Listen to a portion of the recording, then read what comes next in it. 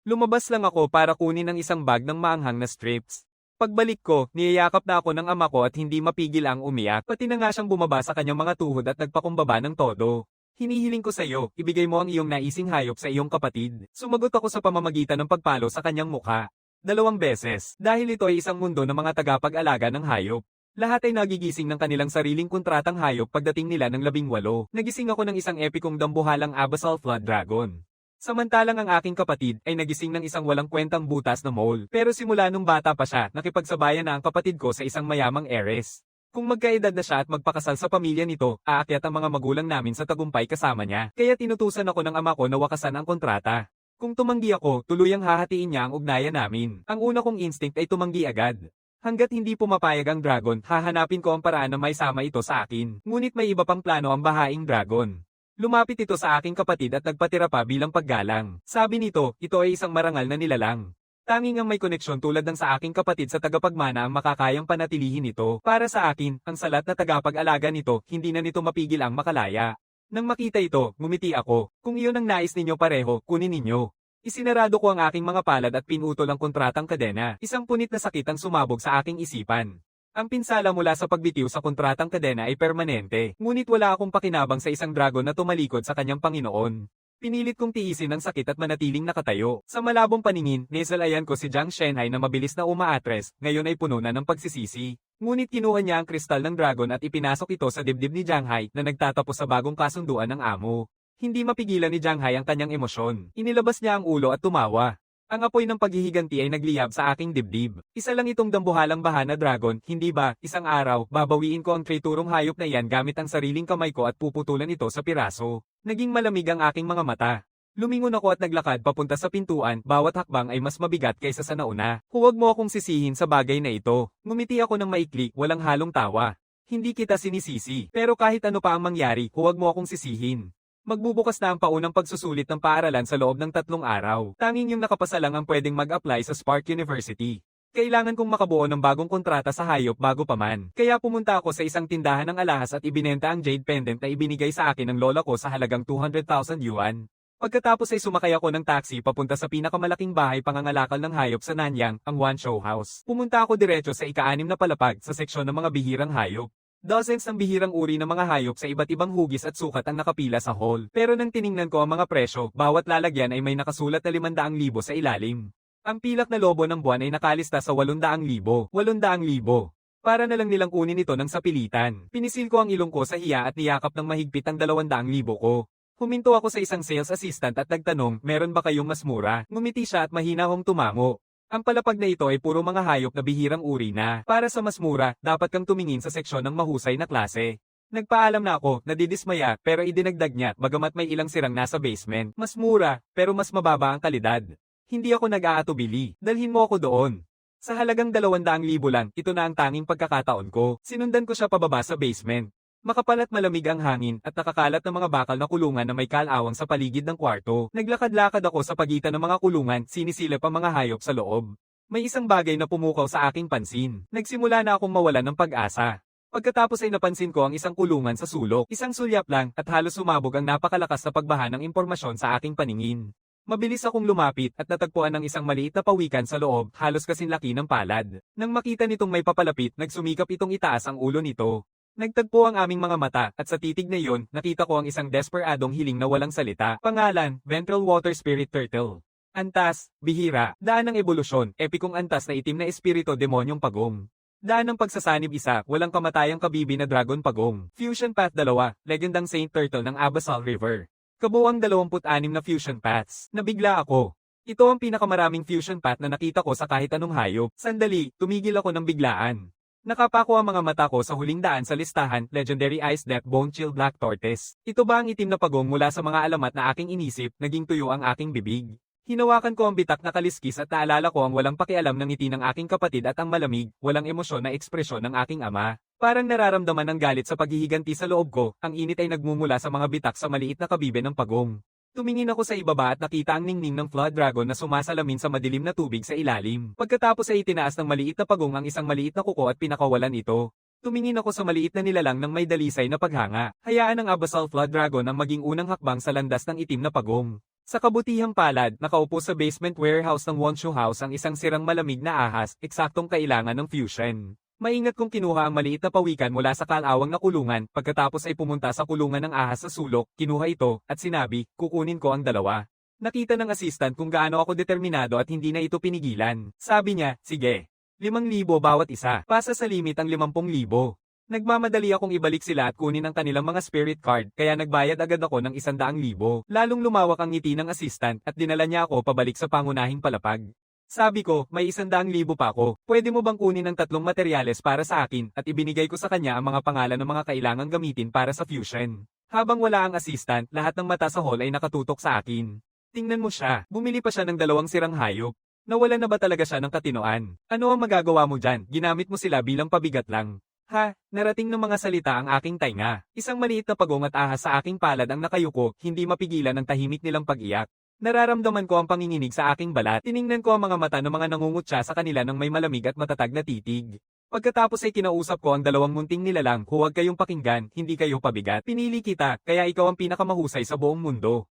Ang 2 maliit ay nakatingin sa akin ng hindi makapaniwala. Dahan-dahan, maingat nilang binaba ang nakayukong ulo. Tumingin ako sa kanila at tumango ng matatag. Walang sino man ang pwedeng magsalita tungkol sa aking mga hayop ng ganon. Biglang bumalik ang assistant na nag-jog at inabot sa akin ang 3 kahon. Nawala na ang mga materyales sa natitirang 100,000. Lubos na akong walang pera ngayon. Kinuha ko ang mga materyales, umalis sa Wonshu House at bumalik sa hotel. Inilok ko ang mga kortina. Hindi ko alam kung ano ang dulot ng proseso ng pagsasanib. Isang bagay na ganito kalakas ang pagbabago ng realidad ay hindi makikita ng kahit sino. Palalakasan kita ngayon. Medyo masakit ito. Kung sobra na, sabihin mo lang sa akin na tumigil. Pareho silang umiling at tahimik na nagpasya, kahit pamamatay tayo sa sakit, hindi tayo iiyak. Lalakas tayo. Popoprotektahan natin ang mabait na Panginoon sa harap natin. Binuksan ko ang 3 kahon at inilatag ang mga materyales para sa fusion. Isang libingan na parang hukay, tubig ng ilog sa ilalim ng mundo, at isang tali na nakatali. Simulan na natin. Lahat ay naging maayos. Sa huli, parehong nakatulog sa sakit ang 2 nang hindi man lang nakapagsalita. Masakit ang puso ko para sa kanila. Sa susunod, huwag kang masyadong matigas. Kahit hindi pa ako naging mas malakas, panatilihin ko pa rin kayong 2. Pagkatapos, isang haligi ng gintong liwanag ang bumalot sa kanila. Isang di nakikitang alon ang dumaan sa mga pader at diretso sa langit, nagkalat ng liwanag sa bawat direksyon. Sa kabutihang palad, lahat ng butas sa kwarto ay seliado ng mahigpit. Walang nakapansin ng kahit ano sa labas. Sa tanggapan ng gobernador ng lungsod ng Nanyang, si Gobernador Su Tinglin ay nasa gitna ng isang pagpupulong tungkol sa bagong lumitaw na bitak sa Nanyang. Sa susunod na sandali, isang malakas na kulog ang umalingaw-ngaw. Isang bitak ang pumutol sa gitna ng conference table. Mabilis na pumintig ang mga mata ni Su Tinglin.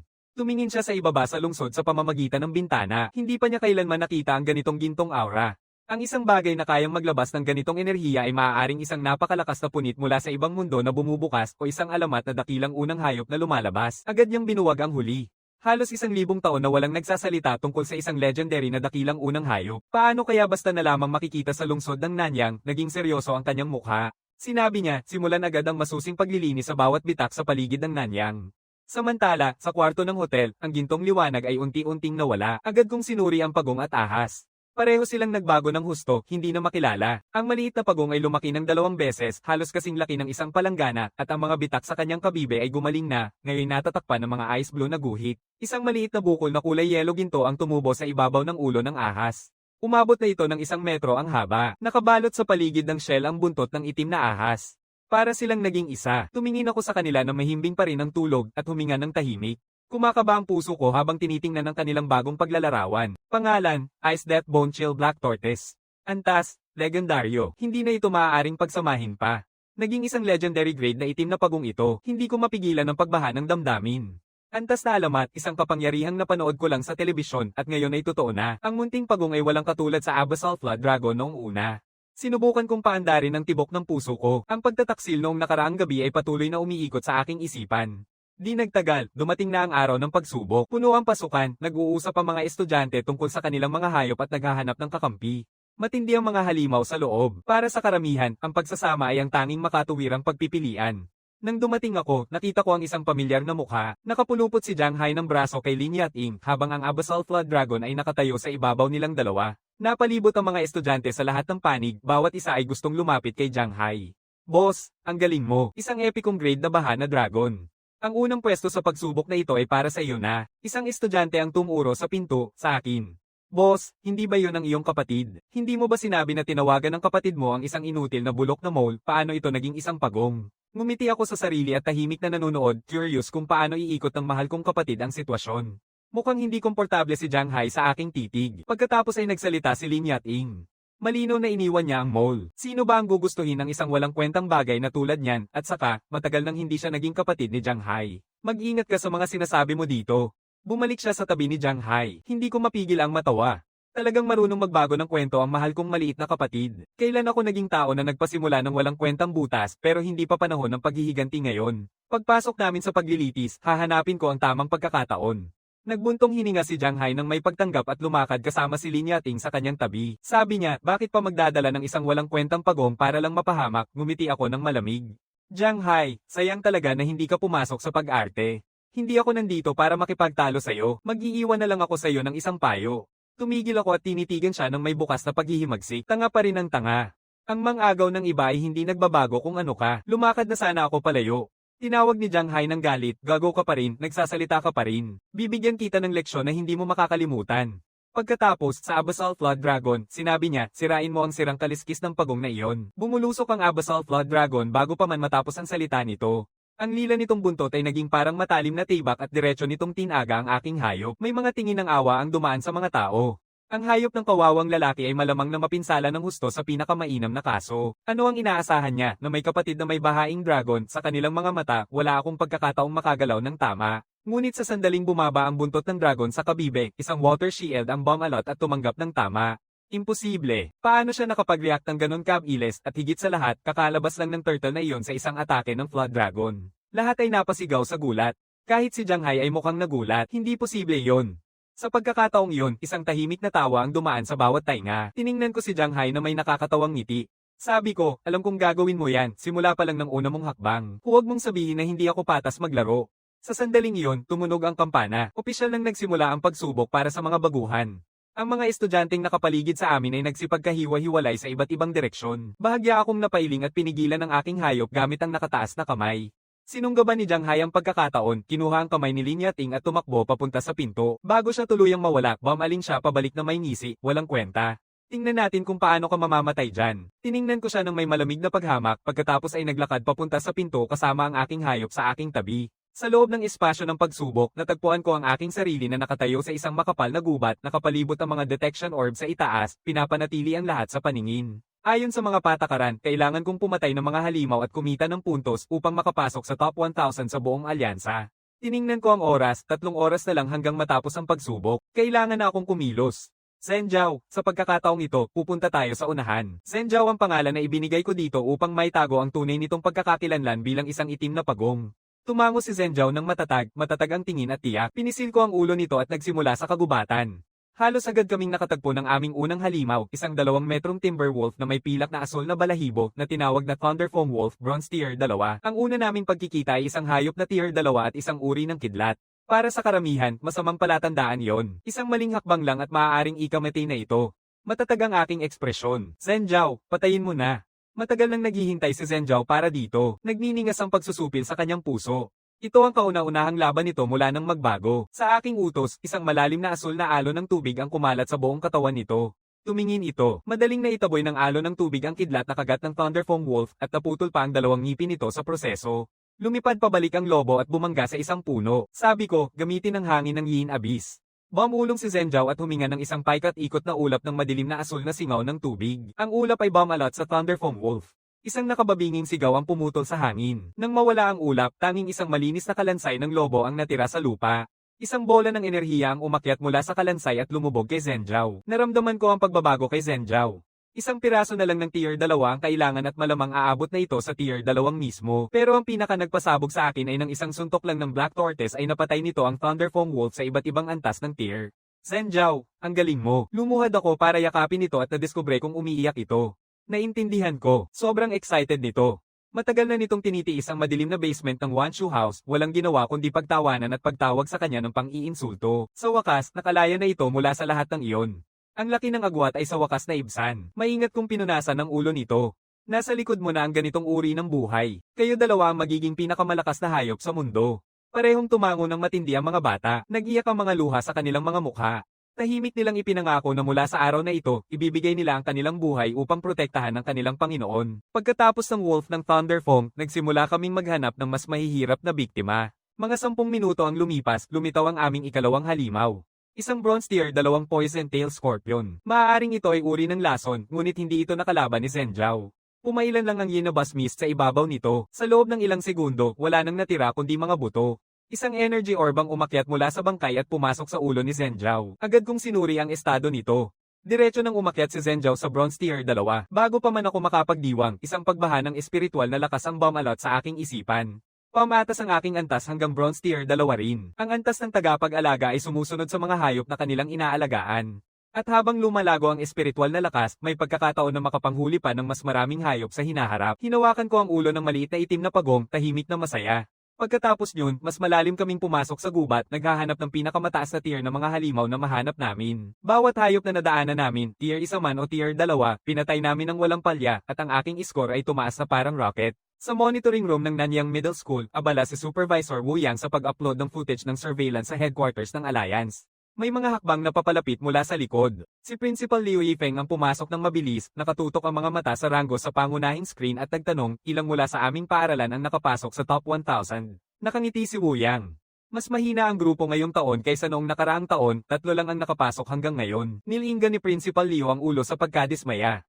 Nagpatuloy si Wu Yang at si Zhang Hai lang na may epikong marka na ba ang dragon ang nakapasok sa top 200. Kakaunti lang ang nakalusot sa 1,000 ang score niya. Ang dalawa pa ay nasa labas ng top 800. Principal Leo ngumiti at umiling. Ngayong taon, nahihirapan ang buong alliance. Mas kaunti sa 200 estudyante ang nakakuha ng 1,000 puntos. Sa ganitong takbo, muling matatalo tayo sa World Challenge laban sa Charm Demon Clan. Umiling din si Wu Yang.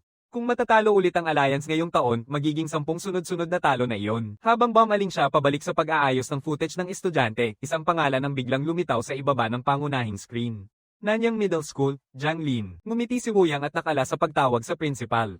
Nang makita niya ang pangalan na umakyat na parang rocket, dumaan sa ika-500 pwesto sa isang hininga. Guro, tingnan mo ito. Nasa kalagitnaan na siya ng pintuan, bumalik.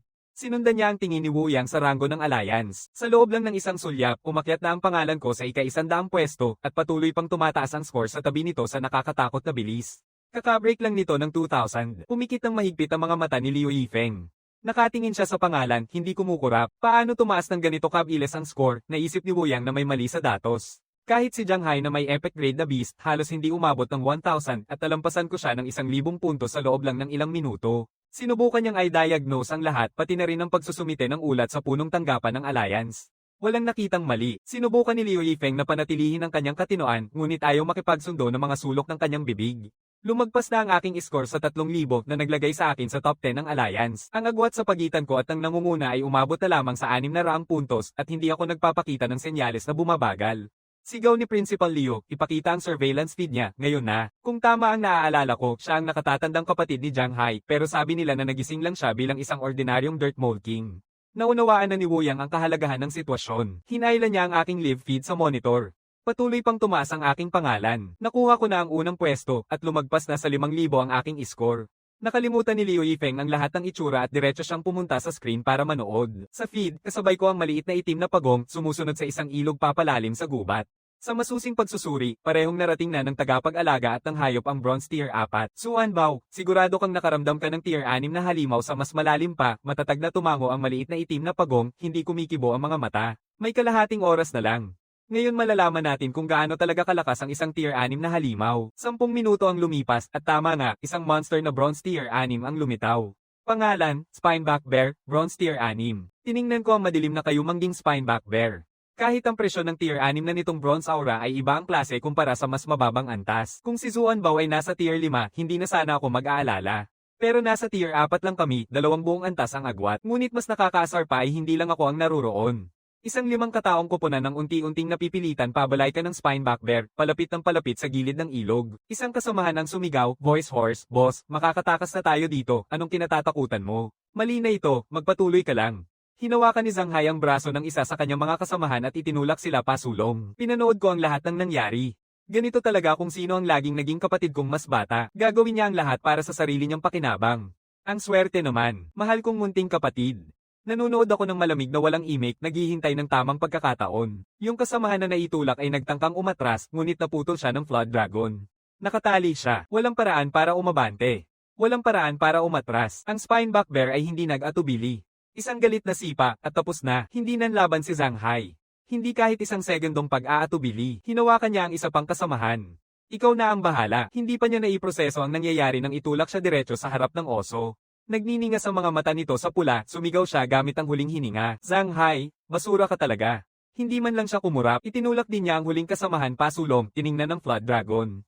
Hanapin ang tamang pagkakataon, ipitin ang oso, at bigyan sila ng oras na makalayo sina Lin Yat-ing. Ang Spineback Bear ay nakita ang isang katawan na papalapit dito. Inilabas nito ang kanyang libong especially inang galit na kuko, handang tapusin siya, ngunit bumagal ang kanyang paa. Biglang bumalat sa buong paligid ang madilim na asul na ulap ng hamog at nilamon ng oso ng buo.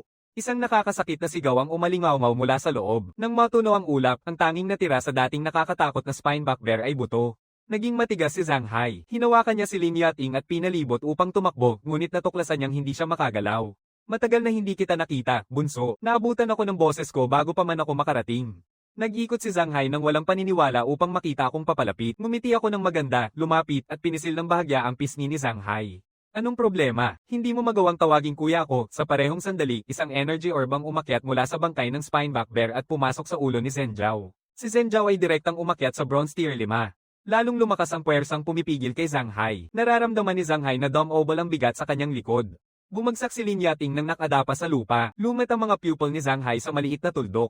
Sa sandaling iyon, para siyang demonyo sa paningin niya. Sino ka niya? Gago. Pumunta ka sa impyerno. Hiyumag na ang kanyang mga mata. Hinampas ng buntot ng Abyssal Flood Dragon ang hangin. Naka-activate ang Shadow Execution.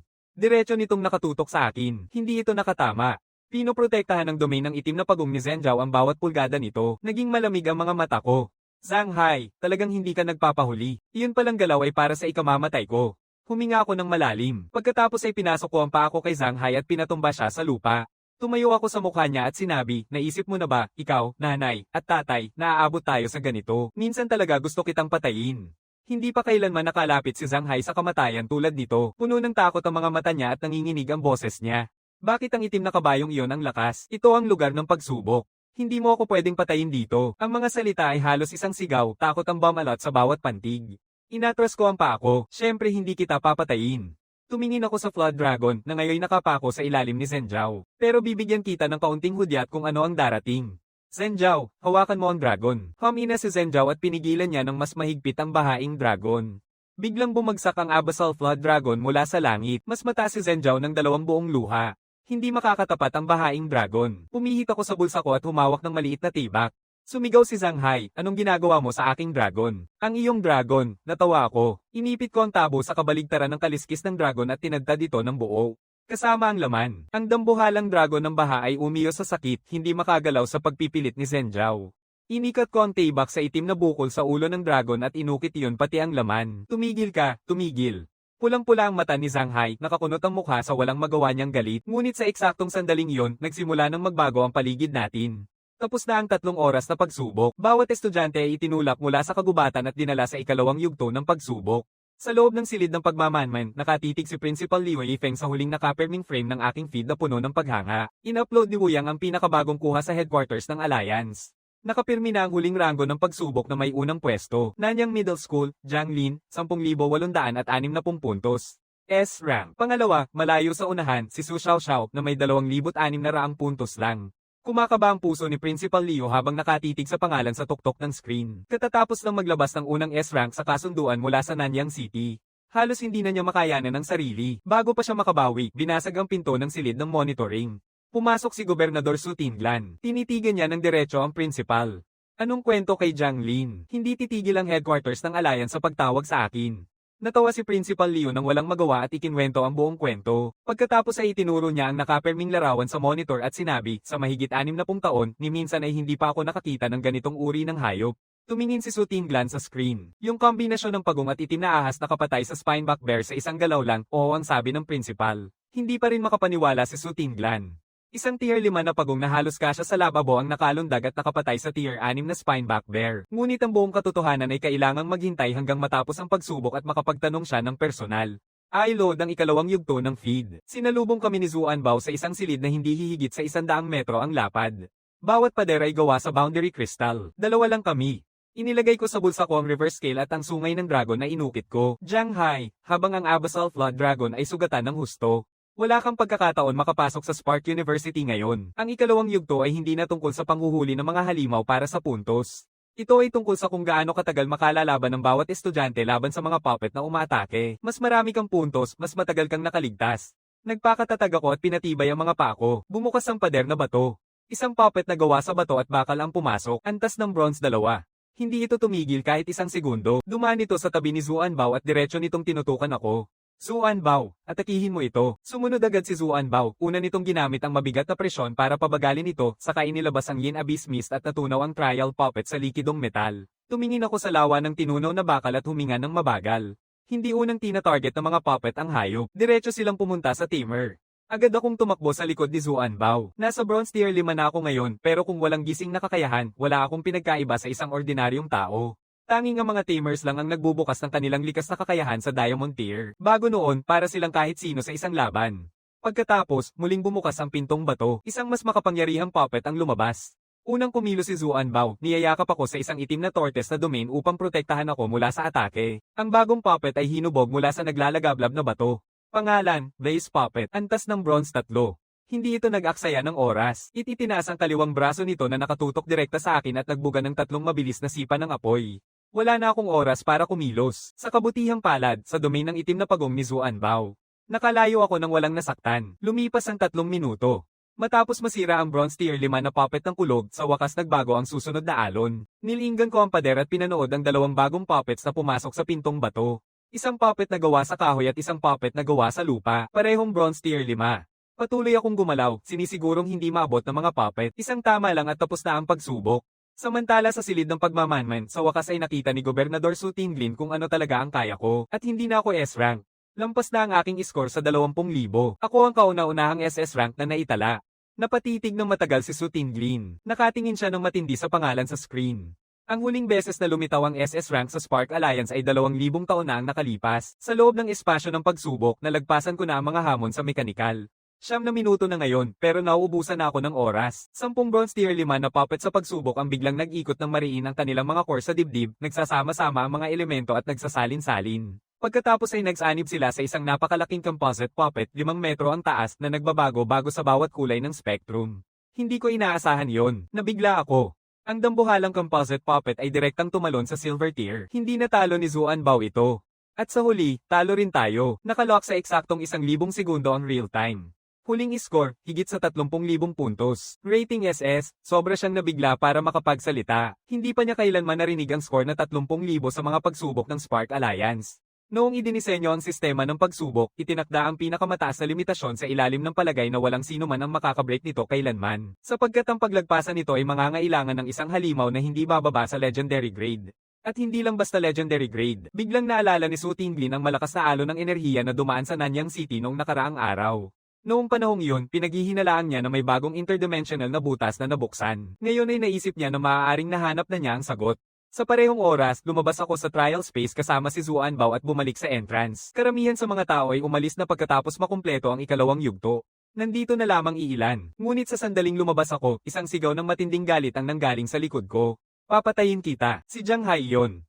Dahil nasugatan ng baang dragon, 3 segundo lang siya nakalaban sa ikalawang yugto bago bumagsak at matagal nang nakatayo sa pintuan. Bumaba ang kanyang score sa pagsubok sa labas ng top 1,000, nawalan siya ng pagkakataong makapag-apply sa Spark University. Malabo ng mata ni Shanghai. Inilabas niya ang isang kutsilyo at umatake sa akin. Tumawa ako ng malamig, kinuha ang maliit kong tibak at pinadulas ang kanyang kutsilyo mula sa kanyang kamay. Mas alam ko ang kakayahan sa pakikipaglaban ng kapatid kong ito nang higit sa kahit sino. Sabi ko, mahal kong munting kapatid, talagang wala ka ng pag-asa. Nadapa si Shanghai sa lupa. Nang marinig yun, muling nagliyab ang matagal nang nakatagong galit niya. Muling nagsimula siyang tumakbo nang biglang dumating ang 12-dosenang kawani mula sa walang hanggang, pinutol si Shanghai at niyayakap ako sa isang makitid na bilog. Ang nasa harap ay nakatingin sa akin ng seryoso. Nais ng principal na pumunta ka sa silid ng pagmamanman. Kumunat ang aking mga mata. Kahit ang aking pagganap ay nakakuha na ng pansin ng principal, hindi ko pa rin alam ang aking marka sa puntong ito. Napapalibutan ng mga kawani, dinala ako palayo sa pasukan ng pagsubok. Bago ako nawala sa paningin, humarap ako. Tiningnan ko si Jiang Hai na nakahiga sa lupa na may malamig at walang buhay na mga mata. Dapat ay swerte ka. Kung pinapayagan ng pagpatay sa pagsusulit, matagal nang malamig ang iyong katawan. Tumalikod na ako nang hindi tumitingin pabalik. Ang mga mata ni Jiang Hai ay parang isang web ng mga punit na ugat nakatitig sa silhouette na unti-unting lumiliit sa distansya. Kung kaya niya, huhuberin niya ako ng laman gamit ang kanyang mga kamay. Nasa tabi niya ang Abyssal Flood Dragon, malinaw na nasa kritikal na kalagayan. Sa huli, kinuha ko ang pinakamahalagang bahagi nito, ang kabaligtarang kaliskis at ang unang sungay. Hinawakan ni Lin Yating ang kamay ni Jiang Hai. Sumama ka sa akin. Dalhin kita sa pinakamagaling na manggagamot na mahanap ko. Malungkot at tahimik ang ekspresyon ni Jiang Hai. Isang patak ng dugo na parang luha ang dahan-daang dumaloy mula sa sulok ng kanyang mata. Matapos ang isang mahabang katahimikan, sinabi niya, Yating, tulungan mo ako. Lin Yating ngumiti.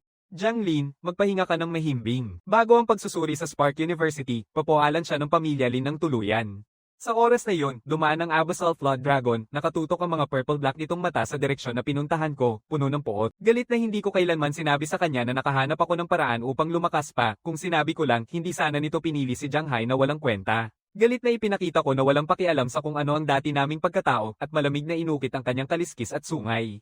Samantala, sa monitoring room ng Nanyang Middle School, dumating ako kasama ang mga kawani na naka-escort. Pumunta si Principal Lu Yefeng sa harap at tumuro sa isang kahangahangang babae. Ito si Su Tinglin, gobernador ng lungsod ng Nanyang. Pagkatapos ay tumuro siya sa isang lalaking nasa katamtamang edad na mas magalang ang kilos. Ito si Chief Instructor Xu Xian na ipinadala ng Military District. Sinasakupan niya ang patas na pagliliti sa mga baguhan sa bawat lungsod.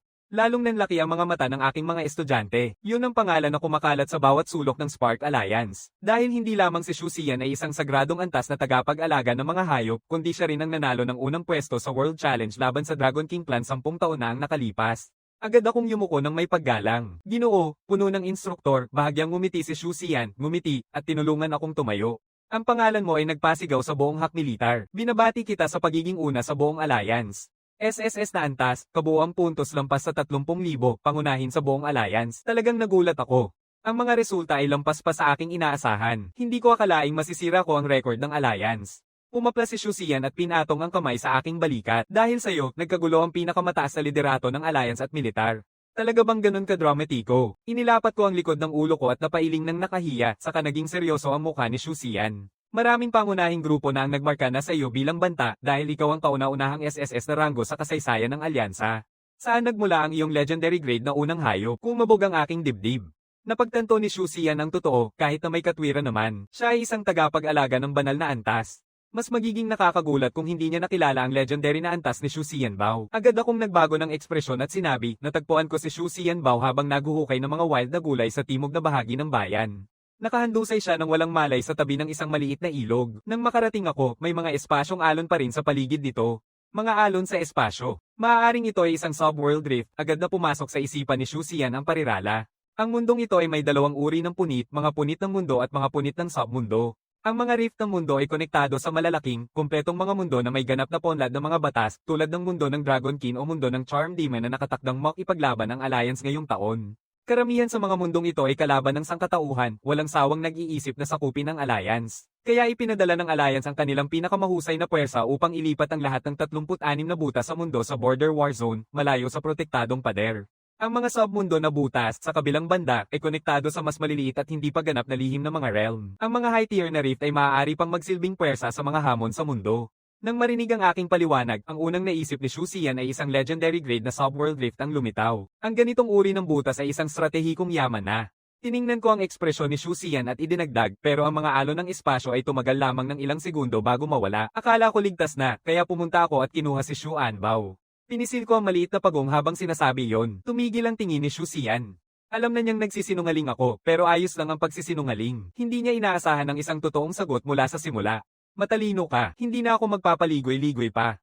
Ang pangunahing tungkulin ko dito ay iulat ang tunay mong kalagayan pabalik sa headquarters. Ang ikalawang dahilan ko, narito ako sa ngalan ng militar at may isang mahalagang bagay na kailangan ko ang iyong tulong.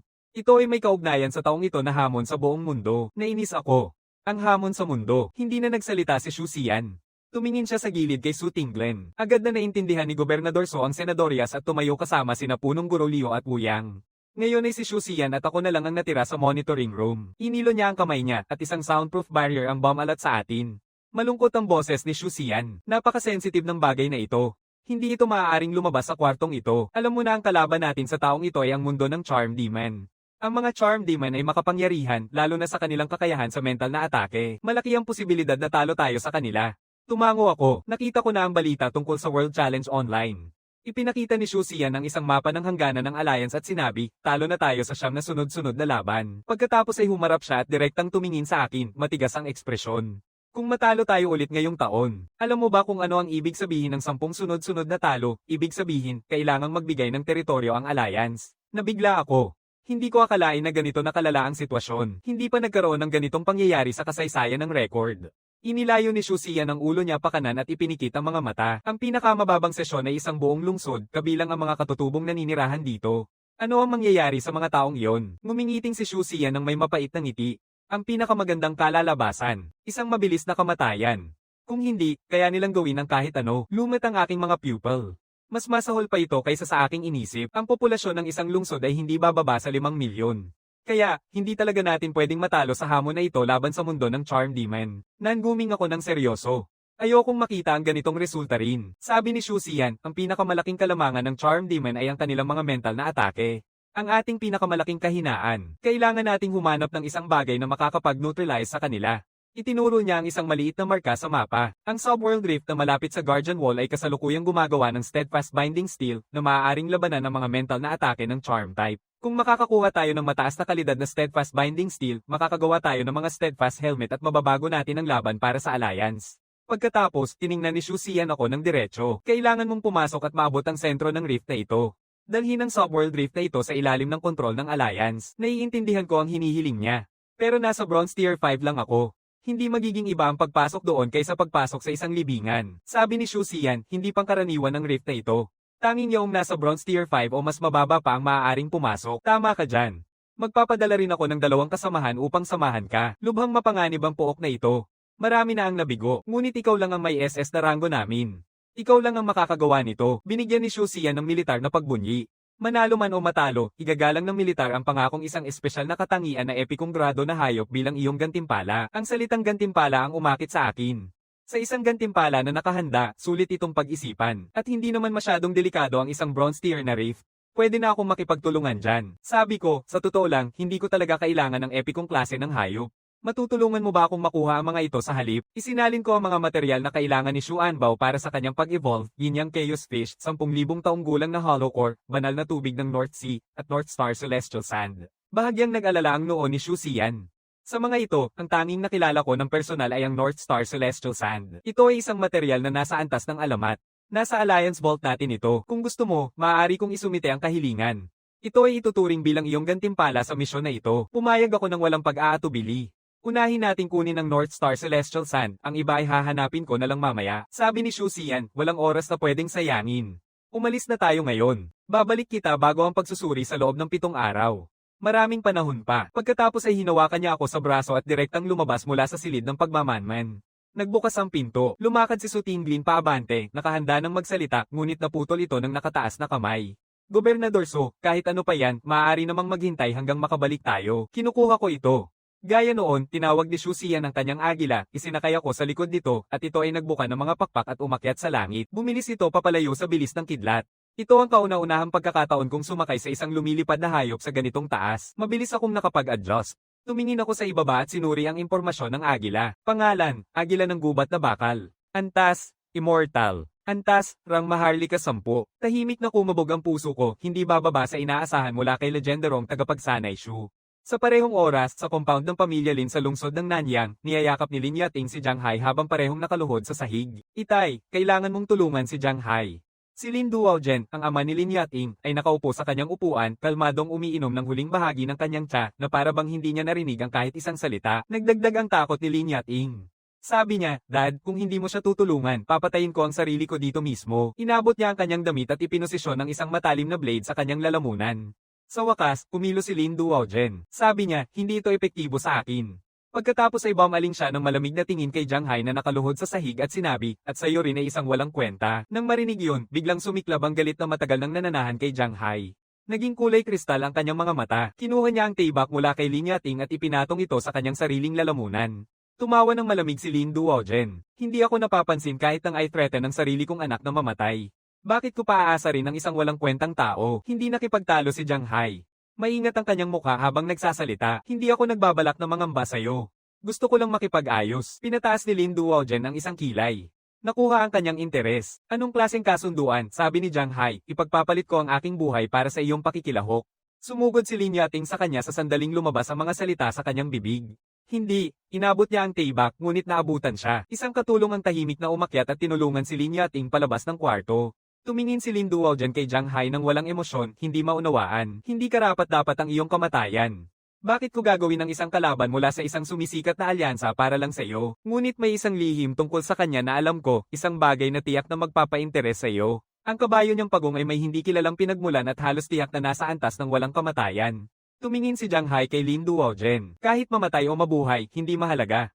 Ang kailangan ko lang ay mapuko ang iyong interes. Ang antas na walang kamatayan ay tunay na nakakahumaling pero totoo rin ang panganib. Hindi nagsalita si Lin Duojian. Hinayaan lang niya na lang na nakamasid. Pumiglas ang tibak sa lalamunan ni Jiang Hai at huminto. Puno ang tawa ni Lin Duojian sa kwarto. Ang lihim mong iyan ay nakakuha ng aking pansin. Para sa isang henyo na hindi pa nagkaroon ng pagkakataong umunlad, wala siyang gaanong halaga. Nakaluhod sa sahig, ibinaba ni Jiang Hai ang ulo at ngumiti sa sarili, malamig at tahimik. Kapatid, tapos ka na ngayon. Samantala, mabilis na kumilos ang agila sa kagubatan ng bakal. Di nagtagal, isang walang laman, hangin hampas na palayan ang lumitaw. Halos hindi ko na makita ang kahit ano sa gitna ng alikabok at buhangin sa ibaba. Dapat nasa hangganan ng labanan sa hangganan ng alyansa ito. Lampas sa pader ng tagapagbantay makikita na ang alamat na 36 na butas ng mundo. Halos hindi ko na makita ng malinaw ang mga bahagyang linya na naglalaho sa bagyo. Hindi binabaan ni Xu Xian ang bilis ng agila. Lumiko siya sa ibang direksyon at nagpatuloy sa paglipad. Isa itong lugar ng digmaan, hindi lugar para magtagal. Dadalhin kita diretso sa butas ng subworld. Isang oras ang lumipas, ang Hawk ng Iron Forest ay bumaba sa plaza ng isang base militar sa pasukan ng butas ng subworld. Doon ko napansin na sa tabi ng mga sundalong nakapwesto sa paligid ng plaza, may dalawang kabataan, isang lalaki at isang babae. Sabi ni Xu Xian, ito ang pangalawang lugar ni Su Xiaoxiao sa mga pagsubok ng alyansa. At ito si Lei Yang, pangatlo. Lumiko si Xu Xian upang ipakilala ako sa kanya at naputol. Pangulo ng instruktor, hindi na kailangang ipakilala. Alam namin kung sino siya, ang unang SS na ranggo sa buong alyansa. Mabilis na tumitig si Su Xiaoxiao sa akin. Tinignan ko sila ng mabuti. Si Su Xiaoxiao ay may maliit na asul na katarik na pusa na nakadapo sa kanyang balikat. Kailangan iyon ang kanyang hayop. Nagpalitan kami ng maikling magalang na pagbati at automatiko kung sinuri ang impormasyon ng pusa. Pangalan, Ice Soul Spirit Cat. Antas ng walang hanggang. Antas ng tanso 4. Lumapit ako upang batiin si Lei Yang na galing sa kabisera. Ang kanyang hayop ay isang kalahating tao, isang oso na kasing taas. Pangalan, Thunder Prison Berserk Bear. Grade, Immortal. Antas na Bronze ika-4. Hindi na nakapagtataka na sila ang ikalawa at ikatlo sa alyansa. Tapos na talaga sana ang pagbati ko nang tumingin si Lei Yang sa akin ng pailes. May pagdududa sa kanyang mata. Anong meron ng isang walang kwentang tao mula sa isang atresadong lugar na ipakita sa akin, marahil ay nanloko siya para umangat. Nang nakatayo si Xu Xian doon mismo, nanahimik si Lei Yang. Napansin ko lahat iyon at hindi nagsalita. Kung magpapakumbaba si Lei Yang at gagawin ang kanyang trabaho, maghihiwalay tayo pagkatapos ang misyon ng walang problema. Pero kung magpasya siyang magdulot ng gulo, masaya si Zuan Bao na turuan siya ng leksyon. May bagong din akong napansin.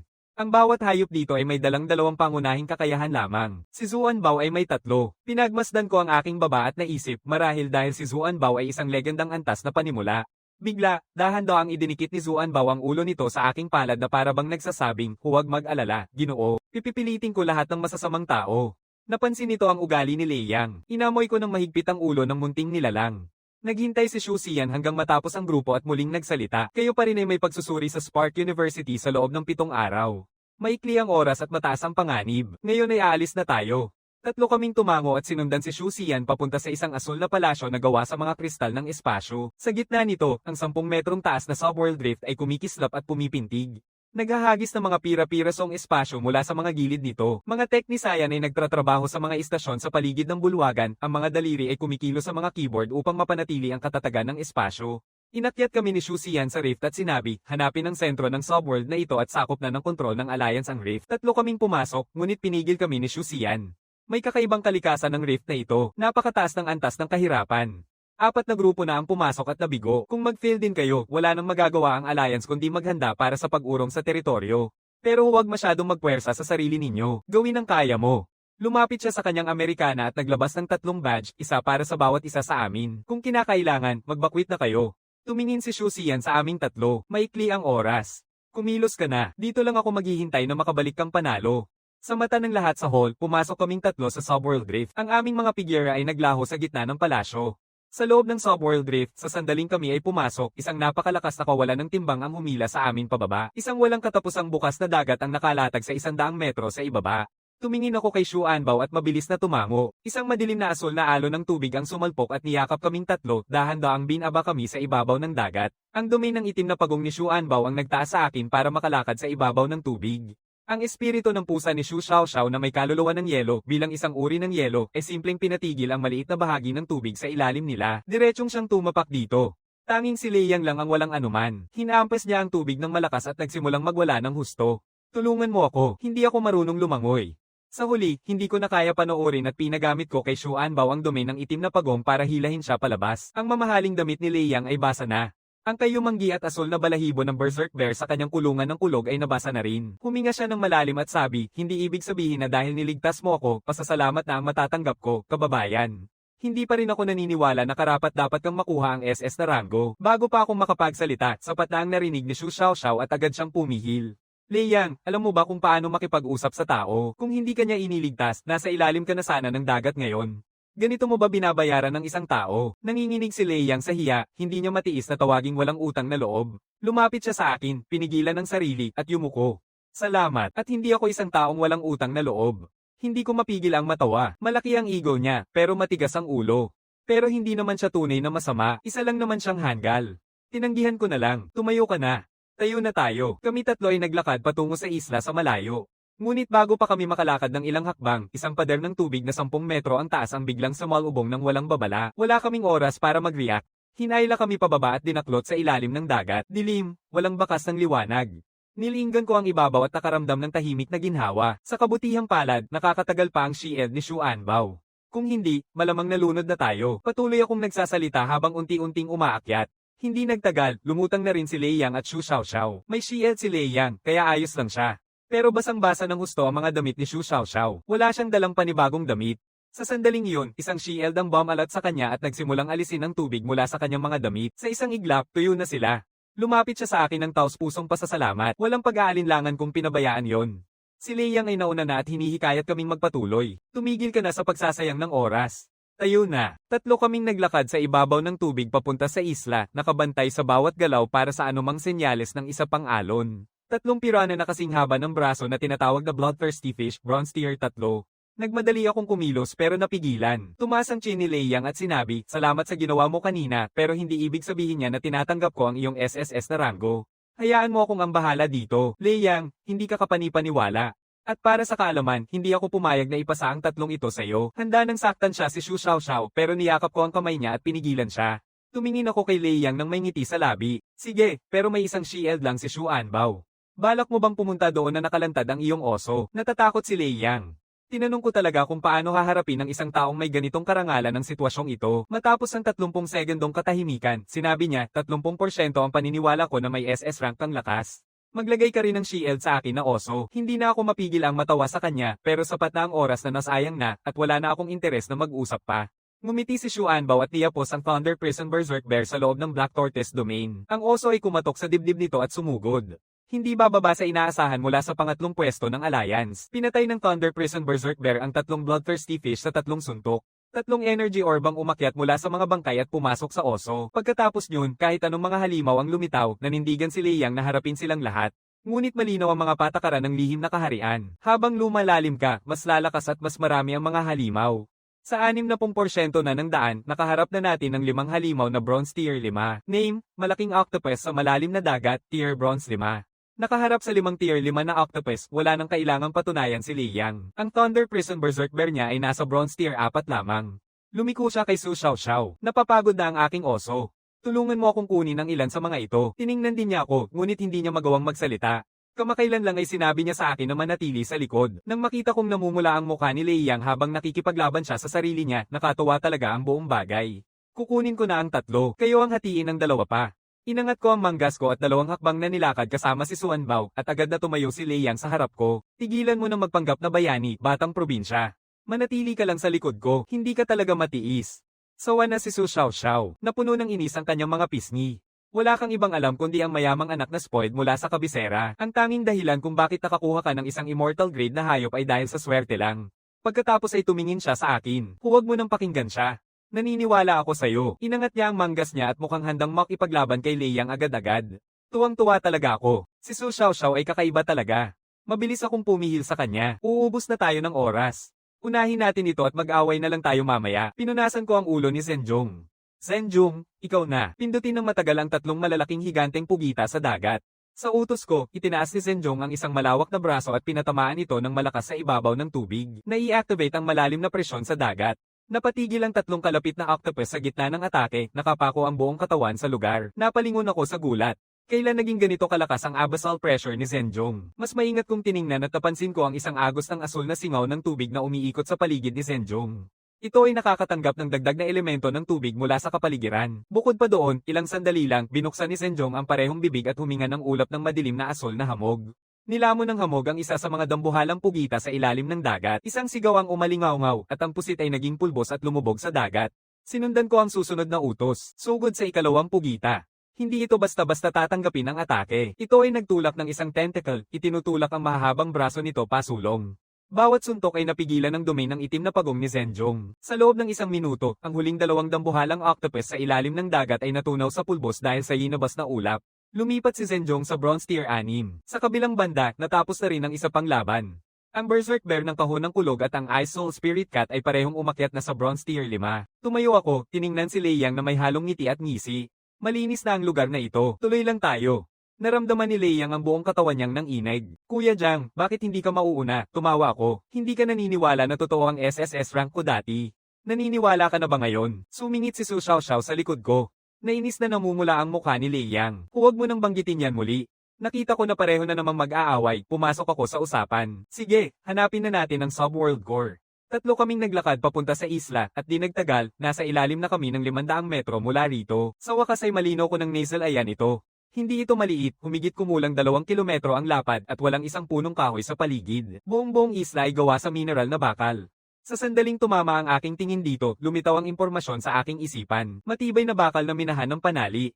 Kalidad, karaniwan hanggang sa walang hanggang. Mataas ang kakayahang hubog, magaan, at epektibo sa pagpigil sa mga mental na atake na charm type. Pinalilibutan ng makakapal na reef ang isla sa lahat ng panig at isang manipis na belo ng enerhiya ang bumabalot sa buong paligid. Sapat na iyon upang mapatunayan ito. Nandito ang Subworld Core. Nagsimula kaming maglakad papunta sa isla. Pagkatapos, nagsimulang mag-ukit ang buong ibabaw ng dagat. Sa susunod na sandali, nagsimulang gumalaw ang mga mata na kulay pula na nakabukas sa kanilang mga ibabaw. Hinawakan ko ang aking braso at pinigil ang iba. Sandali, mga halimaw pala ang mga reef na iyon. Dahan-daang umangat ang mga reef mula sa tubig. Sila ay isang pangkat ng malalaking buwaya, humigit kumulang 30 ayon sa tansya, at sa likod ng pangkat ay isang mas malaking at mas makapangyarihang alpha. Binasa ko ang impormasyon tungkol sa grupo. Pangalan, Cold-Blood Rockfiend. Antas, Bronze 6. Tinutukan ko ang alpha. Lumabas ang impormasyon. Pangalan, Cold-Blood Rock King. Antas, Immortal. Tier, Bronze 8. Higpit na ang aking mga mata. Ito ang kauna-unahang pagkakataon kong humarap sa isang halimaw na may grade na immortal. Leiyang bumalik sa aking tabi. Jiang bro, bakit parang ang aura ng malaking buwaya na iyon ay kamukha ng sa aking oso? Tumango ako. Tama ang iyong pakiramdam. Pareho sa Thunder Prison Berserk Bear. Antas ng Immortal, Bronze 8. Tatlong antas na mas mataas sa Thunder Prison Berserk Bear. Malalim na napasigaw si Leiyang. Jiang bro, kaya mo ba? Tumingin din si Su Xiaoxiao. Wala sa kanila ang pag-asa na talunin ng Cold-Blood Rock King. Nasa akin na ngayon ang lahat, hindi ako sigurado mismo. Nakipaglaban na si Zuan Bao sa mga halimaw na 2 antas ang taas noon pero iba ang Cold-Blood Rock King. Mas mataas ito ng 2 antas kaysa sa bihirang grade na Spineback Bear. Maaaring hindi kayanin ni Zuan Bao na nasa Bronze Tier 6 na mapabagsak ang isang Bronze Tier 8 na Immortal grade na halimaw. Sabi ko, susubukan ko, pero kaya nyo bang 2 ang natitirang bahagi ng grupo, may 30 sila? Agad na sumagot si Leiyang. Gagawin namin ang lahat ng aming makakaya para mapanatili silang nasa amin. Tumango ako at sumugod kasama si Zuan Bao papunta sa grupo, diretso sa Cold-Blood Rock King. Sina Leiyang at Su Xiaoxiao ay sumunod din, nililinis ang bawat hadlang sa aming daraanan. Si Zuan Bao ay naglunsad ng hangin ng yungib ng yin at tumalon upang harapin ang Cold-Blood Rock King. Pinigil ng domain ng Black Tortoise ang atake ng paghampas ng ulo. Pagkatapos gamitin ng Yin Abyss Mist, agad na bumaba si Zuan Bao pabalik sa aking tabi. Nilinggan ako. Nawala ang ulap, nakatayo pa rin ang Cold-Blood Rock King. Maliban sa ilang maliliit na butas na kinain sa buntot nito, wala itong tunay na nasira, ganyan ang makukuha sa Immortal Grade. Magkakaroon ito ng problema. Ngumiti ako ng may panghihinayang at pinigilan si Zuan Bao na muling sumugod. Tumingin si Zuan Bao sa akin ng nakalilito, nakataas ang ulo. Guro, bakit ayaw mong pakawalan ako, kaya ko siyang talunin? Hiyumag ako at tahimik na sinabi, Zuan Bao, ang tanging kakayahan mong atake ay ang Yin Abyss Mist at hindi ito epektibo sa Crop King. Nagsimula nung magreklamo si Zuan Bao at pinutol ko ito ng mahinahon. Huwag magmadali.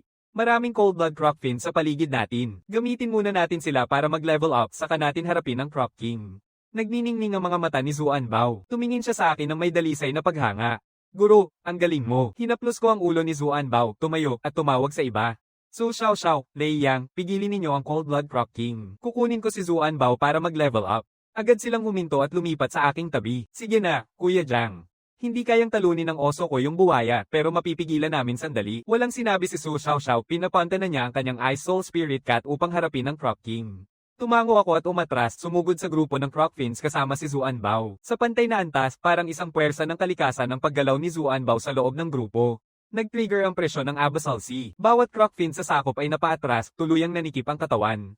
Pagkatapos ay binuksan ni Zuan Bao ang parehong bibig at naglabas ng hangin ng yungib ng dilim. Natutunaw ang mga Crop Fin sa mismong lugar, naging tuyong buto. Sunod-sunod na pumuno sa ulo ni Zuan Bao ang mga energy orb. Matapos mahulog ang 5 cold blood Crop Fins, sa wakas nakalusot si Zuan Bao sa Bronze Tier 7 at lumaki ang bigat ng presensya nito. Ang grupong ito ay parang isang walang katapusang balon ng karanasan. Ngunit sa sandaling iyon, isang napakalaking alon ang bumalot sa buong ibabaw ng dagat. 10 metro ang taas, sigaw ko sa babala kay Zuan Bao, nakakunot ang noo sa pag-aalala. Pero parang hindi narinig ni Zuan Bao ako, sumugod ito ng buong lakas sa alon. Sa isang iglap, nilamon nito ni Zuan Bao. Halos na akong tumakbo papunta doon nang mahawakan ni Su Xiao Xiao ang braso ko. Ayos lang si Zuan Bao, nagpasimula ito ng Elemental Resonance. Pinilit kong maging kalmado dahil nakita ko ito. Matapos lumunin ng alon si Zuan Bao, naging isang perpektong bola ng tubig ito. Resonance siya ng Elemental. Wala akong maalala na nakatagpo na ako noon. Nang makita niyang kumalma na ako, tiningnan ni Su Xiao Xiao ang water sphere na nakapaligid kay Zuan Bao, puno ng inggit ang mga mata niya. Ang elemental resonance ay kapag ang isang hayop ay malalim na nakakonekta sa kanyang kapaligiran sa isang espesyal na kalagayan. Doble ang lakas ng atake. Biglang lumiit ng husto ang aking mga mata. Ganito ka-powerful ang elemental resonance, nagpapatuloy si Su Xiao Xiao. Tanging mga hayop na nasa antas na walang kamatayan o mas mataas pa ang may maliit na tsansang mag-trigger nito. Bawat pagkakataon na ito ay na-trigger, nag-iiwan ito ng isang elemental na bakas na nagpapataas ng tsansa na ma-trigger muli ito. Tama bang tubig ng uri si Zuan Bao? Tumango ako. Pasok ito. Maraming tagapag-alaga ang hindi kailanman nag-trigger ng elemental resonance kahit na nasa antas na sila ng pinuno. Nakita si Zuan Bao na nag-trigger sa bronze na rango. Ibenta mo lang si Zuan Bao sa akin at ipakikilala kita sa mas matandang kapatid ko. Sang-ayon, napatitig ako ng malaki. Napatitig ako kay Su Xiao Xiao nang may hindi makapaniwala. Talagang sinubukan niyang ipagpalit ang kanyang kapatid. Pero, maganda ba ang itsura ng kapatid mo? Biglang nagsimulang matunaw ang bula ng alon. Mga hibla ng tubig na parang sinulid ang bumalot sa katawan ni Zuan Bao na parang mga ahas sa tubig. Pagkatapos, ang sigaw ni Lei Yang ay umalingaw-ngaw sa tubig. Kuya Jiang, bilisan mo, hindi na ako makakaya pang humawak ng matagal. Muling bumalik ako sa Cold Blood Crop King kasama si Zuan Bao sa tabi ko. Parehong nagtamo ng malubhang pinsala ang Thunder Prison Berserk Bear at Ice Soul Spirit Cat sa ilalim ng atake ng Crop King. Sinabihan ko sina Lei Yang at Su Xiao Xiao na tawagan ang kanilang mga hayop pabalik. Zuan Bao, handa ka na ba? Nagniningning ang mga mata ni Zuan Bao. Matagal na nitong gustong subukan ang bagong lakas nito at halos hindi na mapigilan ang sarili. Guro, handa na si Zuan Bao. Zuan Bao, umpisahan na. Sa pagkakataong ito, gawing buto ang buwaya na iyon. Sa utos ko, tinulak ni Zuan Bao ng diretso sa Cold Blood Crop King. Bumaba ang harapang kuko nito, nagdulot ng biglaang puwersa ng dagat sa ilalim, pinapabagal ang bilis ng kalaban. Nakita ito ng hari ng mga crocodile at umatake ng kagat, ngunit hindi nito napasok ang water shield ng Black Tortoise Domain. Sinamantala ni Zuan Bao ang pagkakataon at naglabas ng ulap ng madilim na bughaw na hamog upang balutin ang hari ng mga crocodile. Isang sigaw na nakagugulat ng kaluluwa ang umalingaw-ngaw mula sa loob ng ulap. Pagkatapos nitong mawala, tanging mga buto ng buwaya na lang ang natira sa ibabaw ng dagat. Napamura si Lei Yang, ang mga mata niya ay pumikit ng mariin. Isipin niya, maaaring nasa legendary grade si Zuan Bao. Pinanood niya akong pisilin si Zuan Bao sa ilalim ng baba, gustong magtanong pero hindi masyadong matapang. Magaling, Zuan Bao. Ang mga agos ng tubig na parang ahas na nakapalibot kay Zuan Bao ay nagsimula ng mawala ngayon na tapos na ang laban. Nagtapos na ang resonance ng mga elemento. Nang mamatay ang Cold Blood Crop King, nagkahiwa-hiwalay at tumakas ang natitirang bahagi ng pangkat papunta sa dagat. Tumingin ako sa isla na ngayon ay nasa harap na namin. Tara na, umaakyat na tayo. Sa huling daang metro, wala tayong nakasalubong na kahit isang halimaw. Ang Cold Blood Crop King ang huling balakid. Pagdating sa isla, tinapak ko ang steadfast binding steel na nakikita sa bawat hakbang. Ito ang palaging binibigyang diin ng punong instruktor. Kinuha ni Leiyang ang isang piraso at itinaas ito. Sige, hanapin na natin ang subworld core, at bilis. Pumunta ako sa gitna ng isla kasama si Zuan Bao. Wala nang iba sa isla maliban sa steadfast binding steel. Sa mismong gitna, natagpuan ko ang isang napakalaking minahan. Ang mas mataas na kalidad na steadfast binding steel ay nasa loob pa. Yumuko ako at tiningnan sa loob. Nandyan, kumikislap na asul na mga kristal sa ilalim. Ang enerhiyang ilaw na bumabalot sa buong isla ay nagmumula sa kanila. Sina Leiyang at Su Xiaoxiao ay dumaan sa tabi ko, nakatingin sa mga kristal. Kunin na natin ang core at umalis dito. Tumango ako at nakatakang bumaba nang pigilan ako ni Leiyang. Jiang, hayaan mo ako. Maghintay ka dito. Bumaba siya bago pa ako makasagot. Ngumiti ako at hinayaan siyang umalis. May iba pang gumagawa ng trabaho para sa akin. Hindi na ako magrereklamo. Sandaling sumunod, umakyat muli si Leiyang at nag-abot ng asul na kristal. Kinuha ko ang subworld core at nakahanda ng basahin ang impormasyon nito nang biglang sumabog ang liwanag mula sa kristal at neutralisa kaming tatlo. Bago ako makapag-react, isang malakas na tinig ang umalingaw-ngaw sa aking tainga. Natapos na ang pagsubok sa lihim na kaharian. Nagsisimula na ang huling pagsusuri. Huling marka Jiang Lin, S-rank. Leiyang, S-rank. Su Xiaoxiao, S-rank. Isang sinag ng liwanag ang bumaba mula sa itaas at kaming tatlo ay naligo sa naglalagablab na gintong haligi. Tatlong bagay ang lumitaw sa harap ko at isang mekanikal na tunog ang kumanta. Nakuha ang palatuntunan ng banal na tubig, legendary grade. Nakuha ang formula ng buhay na bukal, legendary grade. Nakuha ang prutas ng enerhiya, antique grade. Dalawang bagay ang lumitaw sa harap ni Leiyang at Su Xiaoxiao. Nakuha ang charm resist helmet. Epic na antas. Nakuha ang prutas ng enerhiya. Epic na antas. Huminga ako sa haligi ng liwanag at kinuha ang tatlong bagay, pinapahintulutan ang aking tingin na tumigil sa asul na kwintas na gawa sa tubig. Pangalan, sagradong kwintas ng banal na tubig. Epekto, pinapataas ang damage ng water type na kasanayan ng 50% kapag suot ng isang hayop na may legendary na grado. Natuwa ako, kung ang necklace na ito ay makakapagtaas ng antas ng 2 hakbang, magiging halos walang kahirap-hirap. Hindi masama para sa isang gantimpala na may ranggong SSS. Madaling maintindihan ng iba pang 2 gantimpala mula sa kanilang mga pangalan. Ang Life Spring Formula ay maaaring gamitin upang likhain ang legendary grade na Life Spring. Ganap na pinapalitan nito ang lahat ng sugat na natamo ng isang hayop na legendary grade. Ang isa pa ay isang prutas na kahawig ng puting peach. Ang pagkain nito sa ilalim ng silver tier ay nagpapataas ng antas ng hayop ng 2. Kung si Xuanzang na nasa tier 7 na, ang kakain nito, aakyat agad ito sa tier siyam. Kinuha ko ang prutas ng enerhiya at lumingon kay Xuanzang. Pagkatapos ay pinaira ko ito sa 2, isang kalahati ang itinuro ko sa maliit na pagong at ang isa naman sa itim na ahas. Halos nanghihina na si Xuanzang sa pagkatakem. Kinagat nila at nilamon ng parehong hati ng sabay. Sa sandaling lunukin ito, ang kanilang mga luha ay tumulak pataas na parang roller coaster. 2 buong antas at nakalock sa bronze tier siyam. Pumalo na rin ang aking antas sa bronze siyam. Natawa ako ng buong puso sa sobrang kasiyahan. Inilabas ko ang palatuntunan ng banal na tubig at ipinatong ito sa leeg ni Xuanzang. Agad na naging mas malinaw ang kanyang presensya. Tumayo ako.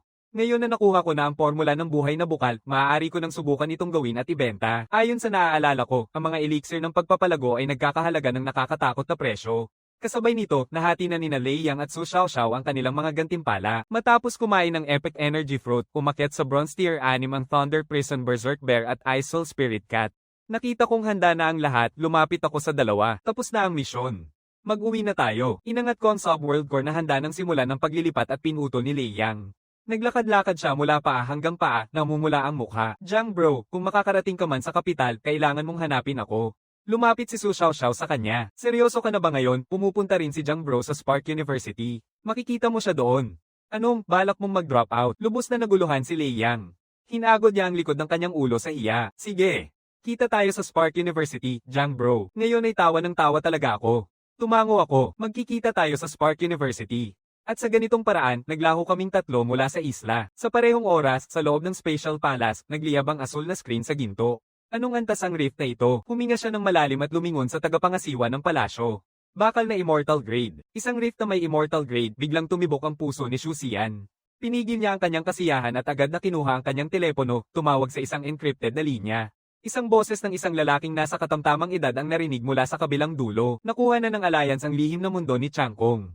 Ipadala agad ang buong puwersa ng hukbong pader upang bantayan ang bantay gabay. Obserbahan ng mabuti ang galaw ng mga Charm Demon faction.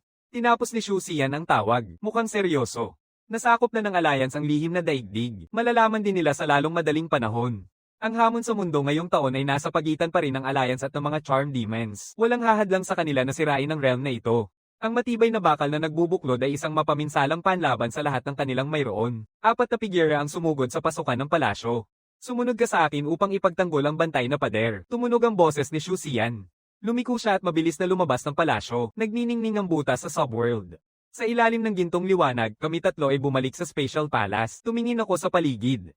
Nasaan ang punong instruktor? Dumiretso ang tagapangasiwa ng palasyo. Talagang nakalabas ka na. Muling kumikilos ang mga demonyo ng alindog sa labas ng pader ng tagapagbantay. Nasa tulong na ang punong instruktor. Bago siya umalis, nagbigay siya ng mga tagubilin. May isang tao na sasamahan ka pabalik tungkol sa gantimpala na ipinangako niya. Maghihintay muna ito hanggang makabalik ang puno ng instruktor. Dalhin niya ito sa iyo sa Spark University. Ngumingiti ako. Hindi naman ako nagmamadali para sa North Star Celestial Sand. Ibinigay ko ang subworld core sa tagapangasiwa. Tinanggap niya ito, saka tumuro sa pintuan. 3 sundalo ang pumasok, nakatalaga upang samahan kaming 3 pabalik.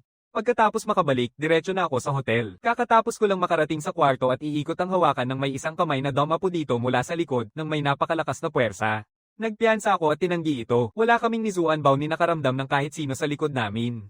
Tumingin ako ng mabuti sa may-ari ng kamay na iyon. Isang binatang lalaki na nasa kanyang unang bahagi ng 20s, nakasuot ng salamin.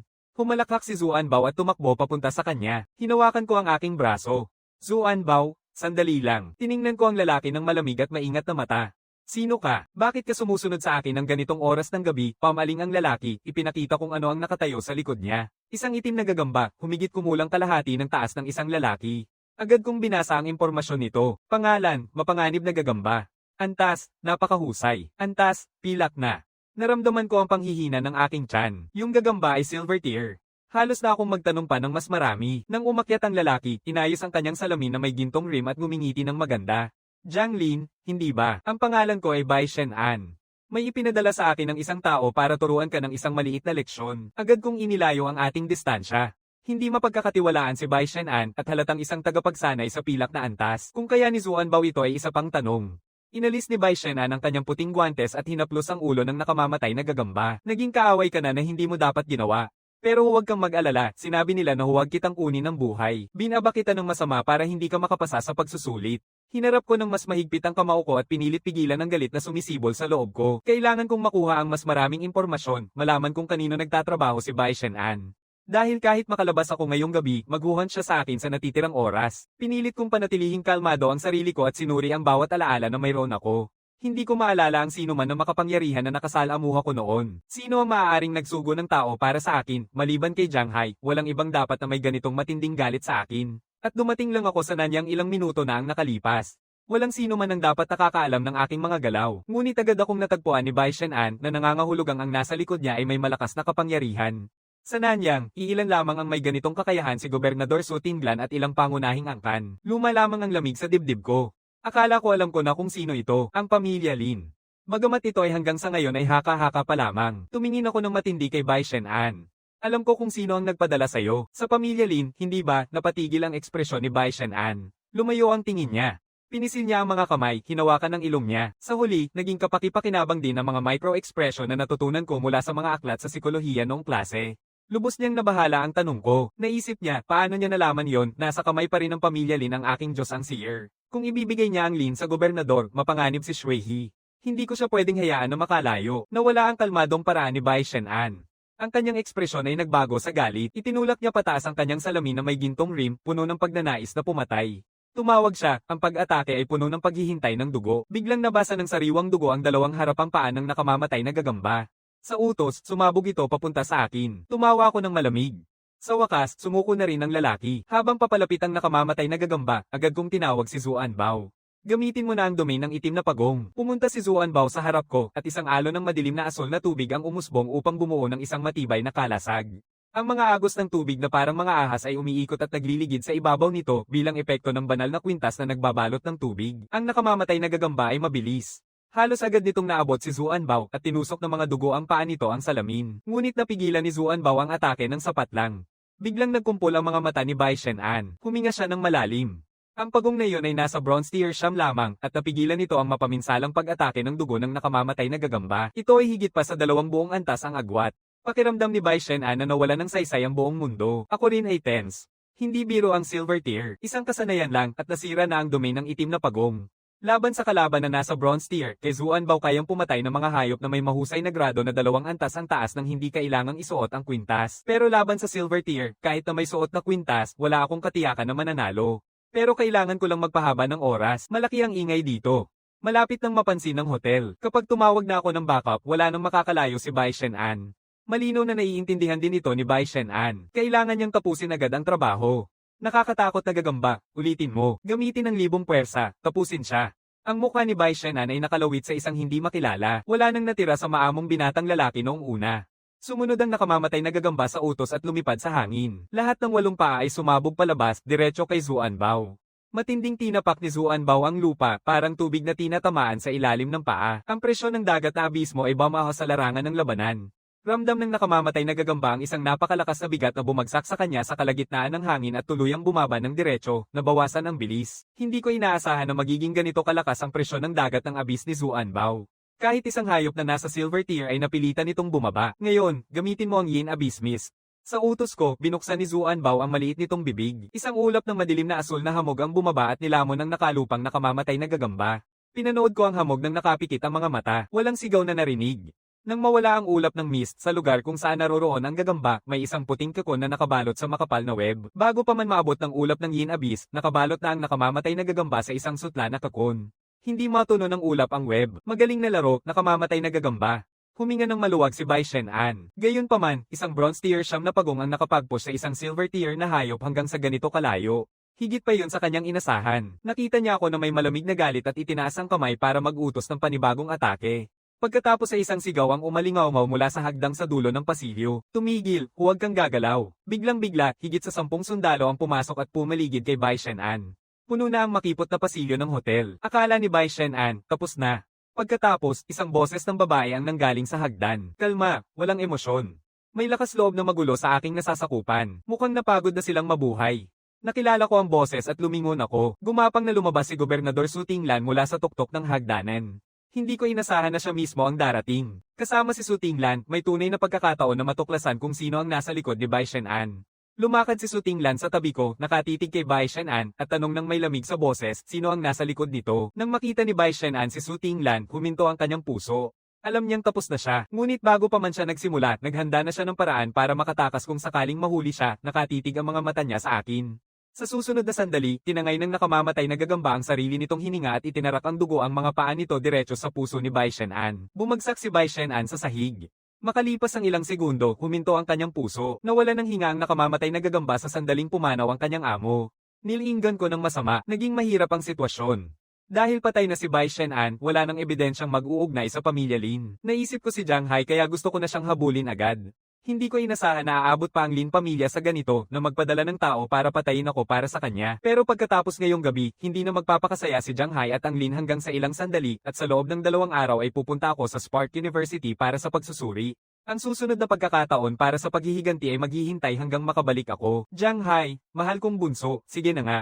Hahayaan kitang mag-enjoy pa ng kaunti. Tapos na ang sitwasyon ni Bai Shen-an. Diretsyong dinala ako ni Su Tinglan sa opisina ng gobernador. Dumating ako, bumagsak, at sa wakas nakatulog ng maayos. Mula nang pumasok ako sa mundong ito, sunod-sunod ang nangyari. Ang paunang pagsubok, ang labanan, ang lihim na mundo. Kinabukasan, sinundan ko ang isang katulong papunta sa hapagkainan at umupo. Tumingin si Su Tinglan habang pumasok ako, ang ekspresyon niya ay nasa pagitan ng nakakatawa at neutral. Nakapagpahinga ka ba ng maayos kagabi? Tumango ako. Sige na nga, pinanood niya akong kumain at sinabi, mukhang kalmado ka. May tiwala ka ba sa pagsusulit bukas? Huminto ako sandali at naisip. Medyo kinakabahan pa rin, sa tingin ko, sino man ay magiging. Pero kung laban lang ang pag-uusapan, kampante ako. Ngumiti si Su Tinglan ng tahimik. Hindi lang laban ang pagsusulit sa pasukan. Hindi ka makakakuha ng unang pwesto sa laban mag-isa lang. Kumunat ang aking mata at tumingin sa kanya. Ang unang pwesto ay nangangailangan ng higit pa sa kakayahan sa laban. Kailangan maging kahanga-hanga ang isang kwalipikadong tagapag-alaga ng hayop sa pakikipaglaban, oo. Ngunit pati na rin sa kakayahang mag-adapt, mga sekundaryang propesyon, at pangkalahatang balanse. Lubos akong nalilito at halos itanong kung ano ang ibig niyang sabihin. Pagkatapos ay tumunog ang kanyang telepono. Sagot niya, ano? Muling nagsimula ang alitan na iyon, tumatayo si Su Tinglan ng mabilis, nakasimangot sa galit. Isarado ang lugar. Papunta na ako. Tinapos niya ang tawag, nakatikom ang panga. Tumingin siya sa akin. Ipahinga mo ang buong araw para sa sarili mo. May kailangan akong ayusin. Tumango ako. Ito ba yung bagong butas sa ilalim ng mundo sa Nanyang? Yun ang isa, pinisil ni Su Tinglan ang tulay ng ilong niya sa naisip. Lumipas na ang kalahating taon pero hindi pa rin nila ito napipigilan. At ngayon ay sumabog na ito. Walang ibang salita, siya ay humarap at umalis sa silid kainan. Pinanood ko siyang mawala nang hindi nagsasalita. Narinig ko na ang tungkol sa pagbukol na iyon sa Nanyang. Lumitaw ito noong nakaraang taon, ngunit hindi pa rin napipigilan. Sa supos, naabot na nito ang antas ng diamante. Kinabukasan, bumalik si Su Tinglan na pagod at walang sinabi. Tinawag niya ang kanyang lumilipad na hayop, isang ibon na espiritu ng bulaklak at kami ay umalis mula sa Nanyang City papunta sa kabisera. Apat kaming mula sa Nanyang Middle School ay nakaupo sa pagsusulit. Teknikal na galing sila sa aking paaralan pero hindi ko kilala kahit isa sa kanila. Lumapit ako kay Su Tinglan at tahimik na nagtanong, Ginoo, kumusta na ang tungkol sa Rafe? Hinimas niya ang masakit na templo at huminga ng malalim, pansamantalang napigilan ang pagsabog, ngunit tumaas ang antas ng hirap sa pagpigil dito dahil dito. Ako rin napabuntong hininga. Antas na diamante, kahit gustuhin ko pang tumulong, wala na akong magagawa. Makalipas ang 3 oras, narating namin ang kabisera, ang puso ng Alliance. Binitbit tayo ni Su Tinglan sa entrance ng Spark University at nagmamadaling umalis. Ang iilan sa atin na nagsama-sama ay naghiwa-hiwalay na. Ang pagsusuri ay individual, kaya hindi na kailangang maghanap ng mga kasamahan. Biglang may pamilyar na boses na nagsalita mula sa likod. Su Xiaoxiao papalapit na. Jiang bro, matagal na kitang hindi nakikita. Umikot siya at hinayla ang isang lalaking nasa katamtamang edad na mga 2 metro ang taas na parang pader ng kalamnan palapit sa akin na may nakangiting maliwanag. Kapatid na Jiang, ito ang tatay ko, si Su Yongshan. Agad ko siyang binal-ikan ng pagbati. Kumusta? Ginoo Su. Ngumiti si Su Yongshan, dala ang isang pakiramdam ng madaling autoridad. Kaya ikaw ang nangungunang scorer sa Alliance Trials. Kaibigan ka ni Xiaoxiao. Bigyan kita ng isang payo. Ang pagsusulit sa Spark University ay isang ibang uri ng hamon kumpara sa pinagdaanan mo sa Nanyang. Ang mga puntos lang ay hindi ka makakatulak sa lahat kahit pa kaya nila. Kailangan mo pa ring ibigay ang lahat para makipagkumpetensya sa unang pwesto. Tumango ako, nakatigil ang ekspresyon.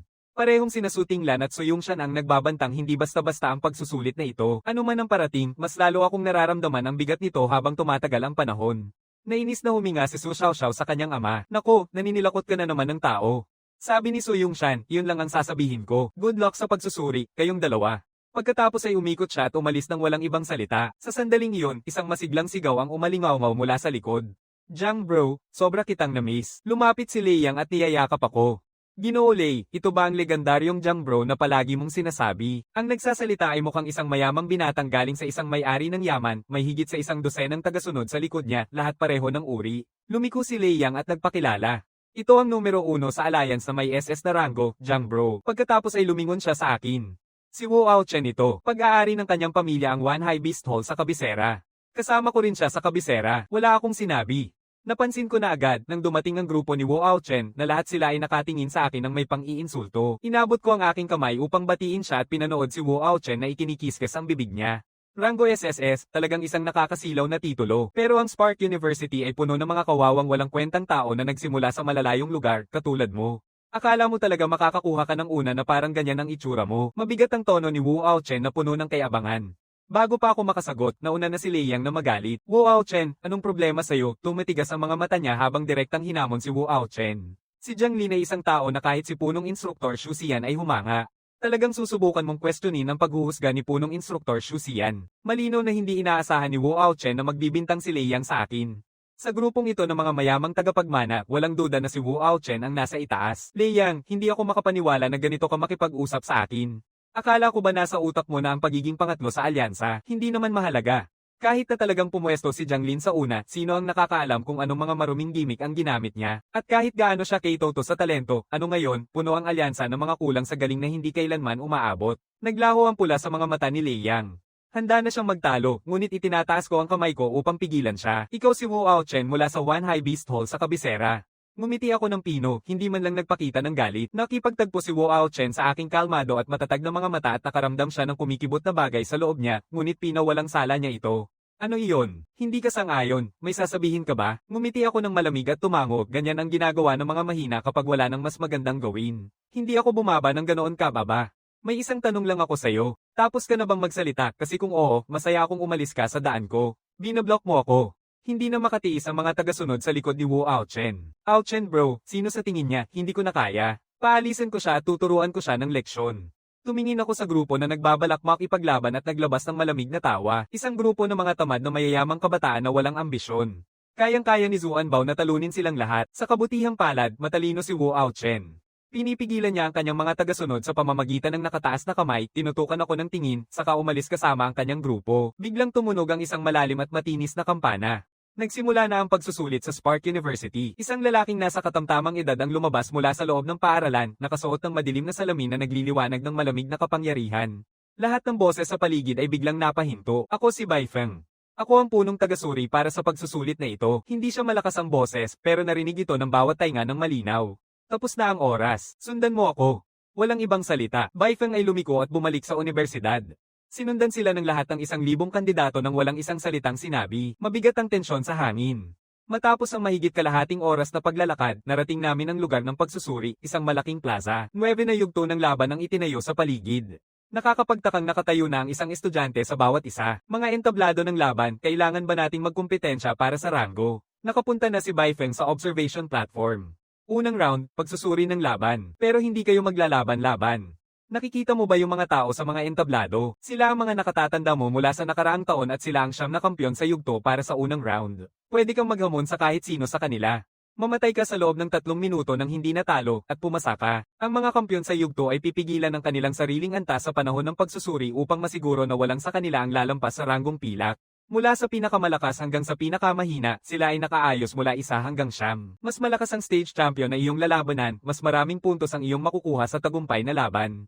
Tapos na si Bai Feng at tinignan niya ang mga tao. Ito ay dama po sa akin at huminto. Ang kauna-unahang SS na ranggo ng Alliance, tama ba? Sana makapagbigay ka sa amin ng isang bagay na sulit panoorin.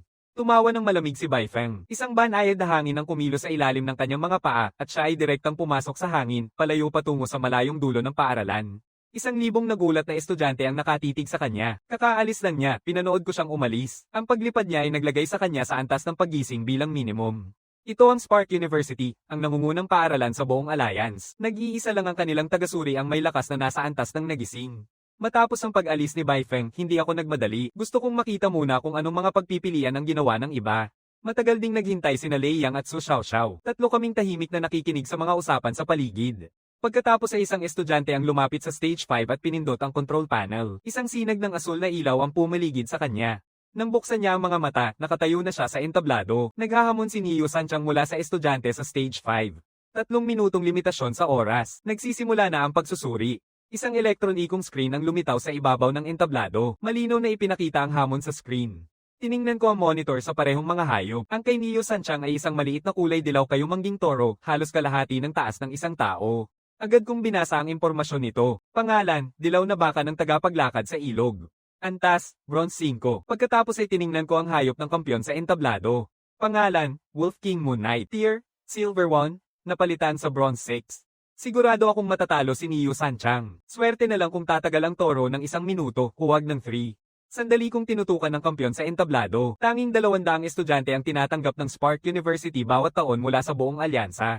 Ilan ang makakaligtas sa isang pagsusulit tulad nito? Walang duda na ang epic grade ang pinakamababang kwalifikasyon para sa sinumang nakapasok. Sa entablado, hindi na nag-aksaya ng oras ang 2 kalahok at agad nagsimula sa laban. Eksaktong-eksakto ang resulta sa aking inaasahan. Ang Yellow Bull na River Walker ay tuluyang nalampasan ng Moon Knight Wolf King. Sa loob ng kalahating minuto, puno na ng sugat ang toro. Samantala, ang Wolf King ay tila walang pakialam. Matapos maibigay ang huling suntok, mahinahong umupo muli sa tabi ng kanyang tagapag-alaga. Bumangon ka, Yellow Bull. Niyuyurakan ni Neo Sanchang ang kanyang hayop upang bumangon at ipagpatuloy ang laban. Ngunit ang dilaw na baka ay nawalan na ng malay dahil sa mga sugat nito at natapos na ang pagsusuri ni Neo Sanchang. Iniyuko ng kampiyon ng entablado ang ulo at bumaantong hininga. Kinuha niya sa bulsa ang isang botelya ng gamot panggaling sa pagkagaling at ibinigay ito sa toro. Talo ka na. Bago pa man tuluyang maipahayag ang salita, napalibutan sina Neo Sanchang at ang dilaw na baka ng gintong liwanag at muling nagpakita sa labas ng entablado. Naging tahimik ang plaza. Walang nagsalita. Tiningnan ko si Lei Yang at Su Xiaoxiao. Nagpasya na ba kayo? Sagot ni Lei Yang, pipiliin ko ang ikatlong yugto. Ikatlong yugto, Bronze Tier 8. Ang Thunder Prison Berserk Bear ni Lei Yang ay nasa Bronze Tier 7, may kalidad na Immortal Grade. Dapat na ito ay sapat na. Ganon ding pinili ni Su Xiaoxiao ang Stage 3. Jiang bro, ikaw naman. Ang tingin ko ay nakatutok sa Stage 1, pinakamalapit sa observation platform. Sabi ko ng kalmado, Jay gusto niyang piliin yon. Tumingin ng malaki sina Lei Yang at Su Xiaoxiao. Seryoso ka ba, Jiang bro? Tumango ako. Nasa Bronze Tier 9 na si Xuanzang kaya walang silbi ang hominin ng isang Tier 9 na kampiyon. Mas mabuting mag-target na lang ng Tier 10. Kahit hindi ako manalo, walang problema ang makaligtas ng 3 minuto. Kung iyon ang desisyon, tara na. Kuya Jiang, ikaw na ang mauna. Susubaybayan namin ni Su Xiaoxiao mula sa ibaba. Nagbigay ako ng isang pag-iling na parang pag ako. Sige, ako na ang una. Diretso akong pumasok sa entablado sa malayong sulok ng plaza. Habang papalapit ako, nagsimula ng mapansin ng mga tao sa paligid. Tingnan mo nga iyon. Saan siya pupunta? Hinahamon niya ang stage 1. Tinatangkaban niyang mapahamak ang sarili niya. Ang stage 1 ay bronze tier 10. Imposible manalo. Anong ibig mong sabihin na imposible? May ilan sa inyo na walang lakas ng loob na subukan, yun lang. Naniniwala ako sa kanya. Iyan ang unang SS rank ng Alliance. Di nagtagal, nakatutok na ang lahat sa akin sa plaza. Nakikita rin ni Wowai Yaxian ito at tinulak niya ang tao sa paligid niya kasama ang kanyang mga kasamahan. Hindi ba't yun ang lalaking taga-bansa? Ano ito, biro? Totoo bang sinusubukan niyang hominin ng stage 1? Kahit si Wowai Yaxian mismo ay halatang hindi inaasahan ito mula sa akin. Nagtawa siya ng mapanlait. Yung mga tao sa mga liblib na lugar tulad niya ay sobra ang pakialam sa itsura.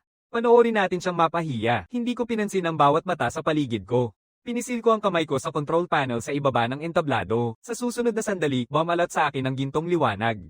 Nang buksan ko ang aking mga mata, nakatayo kami ni Zuan Bao sa stage 1. Ang kampyon ng entablado na nagbabantay sa stage 1 ay isang batang lalaki na may puting buhok at may halatang karangalan at magalang siyang yumuko. Ako si Jin Zishen.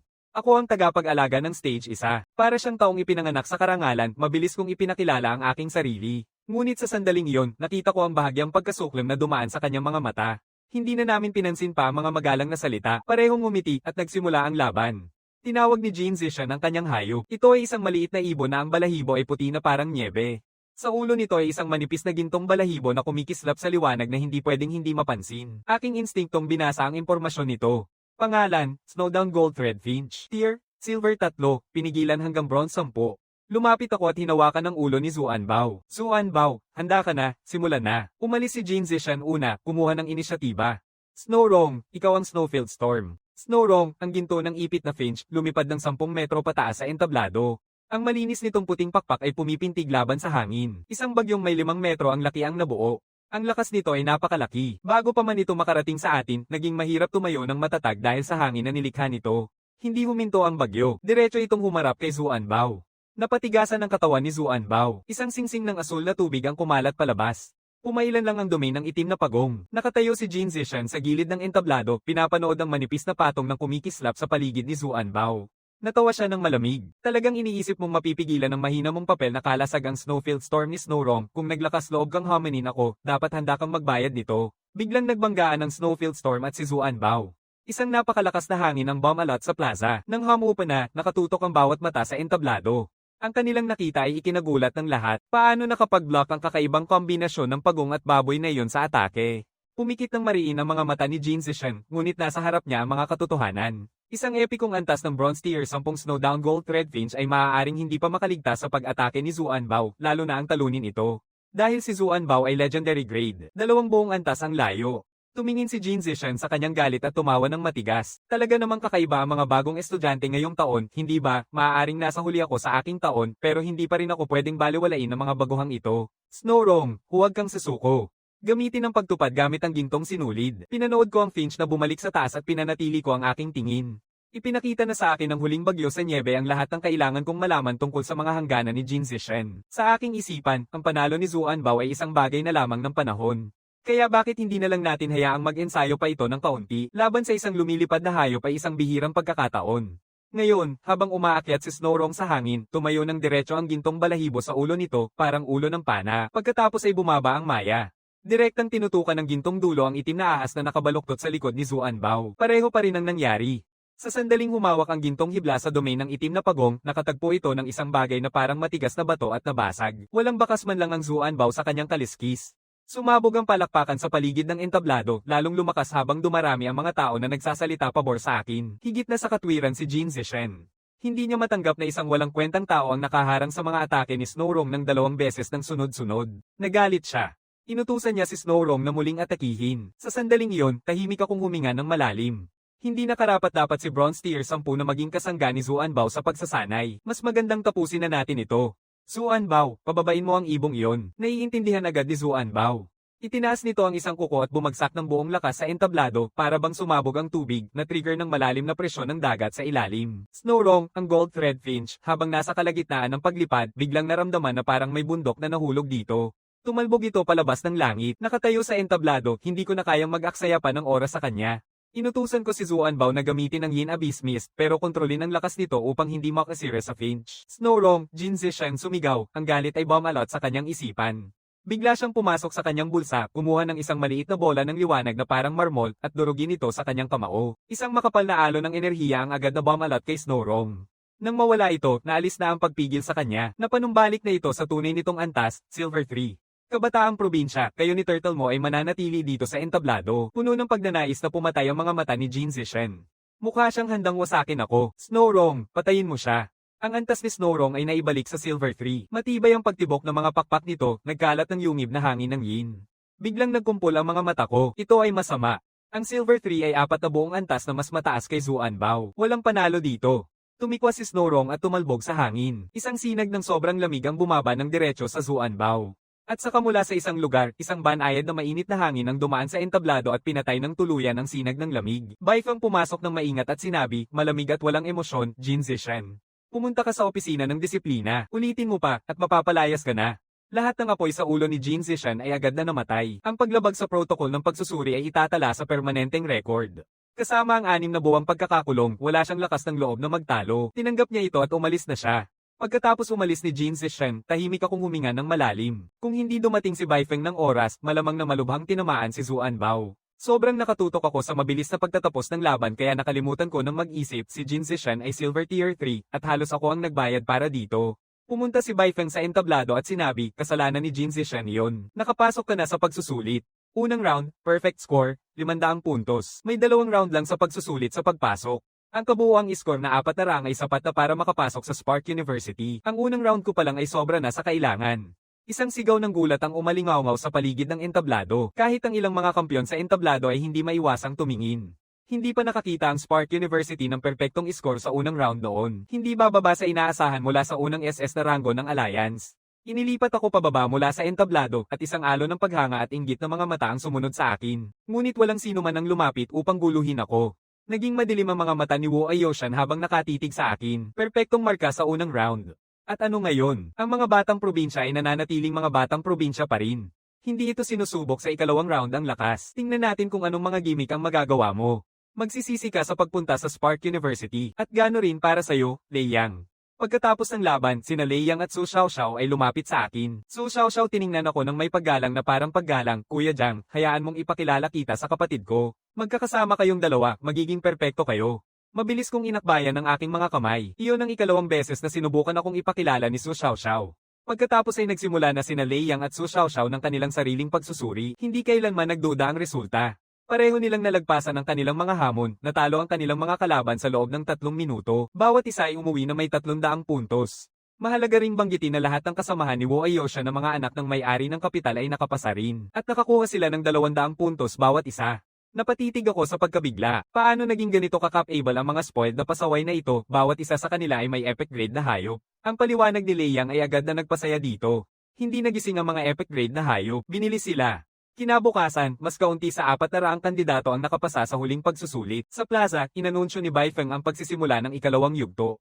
Sinusuri nito ang pag-unlad ng pangalawang propesyon. Sabi ni Su Xiaoxiao, taon-taon sinusubok nito ang ikalawang yugto ng pagsusulit sa pasukan, pero nagbabago ang partikular na hamon. Sa plataporma, nag-ubo ng sandali si Baifeng at sinabi, ang ikalawang yugto ngayong taon ay mula sa 36 na pangunahing propesyon ng Alliance. Dito ibinibigay ang lahat ng kailangang materyales para simulan ng bawat isa. Pumili ng malaya at kumpletuhin ang mga kinakailangan sa pagpasok. Isang araw lang ang ibinigay sa iyo upang maipasa ang antas ng pasukan at maipakita ang iyong kakayahan sa akin. Umiiyak ang karamihan. Isang araw para makumpleto ang mga pangalawang propesyon. Paano nangyari yun? Walang sino man ang makapaniwala na ito talaga ang hamon. Hindi na nagulat si Su Xiaoxiao. Ganito rin nangyari noong second round ng pagsusulit ng kapatid ko. Pareho kaming ni Lei Yang agad na tumingin sa kanya. Nakapasa ba siya? Tumingin si Su Xiaoxiao sa amin. Mapapasok kaya siya sa Spark University kung hindi? Nagpahaplos ako sa ulo ko nang nahihiya. Anong propesyon ang pinili niya para makapasok? Nag-isip si Su Xiaoxiao sandali. Pinili niya ang pagiging panday. Kailangan mo lang magpukpok ng bakal at matutunan ng mga materyales. Iyon lang ang kailangan para sa panimulang antas. Kahit na hindi ko ito irerekomenda para sa inyo dalawa. Bakit? Tinanong ko. Sabi ni Su Xiaoxiao kasi medyo mataas ang lakas ng kapatid ko. Pagkatapos ay namula ang pisngi ni Su Xiaoxiao. Itinuloy ko lang. Ilan ang nakuha niyang puntos, ang panday ay isang T2 na propesyon. Nakatanggap siya ng 300. Tumango ako, hindi ito basta-basta pwedeng balewalain.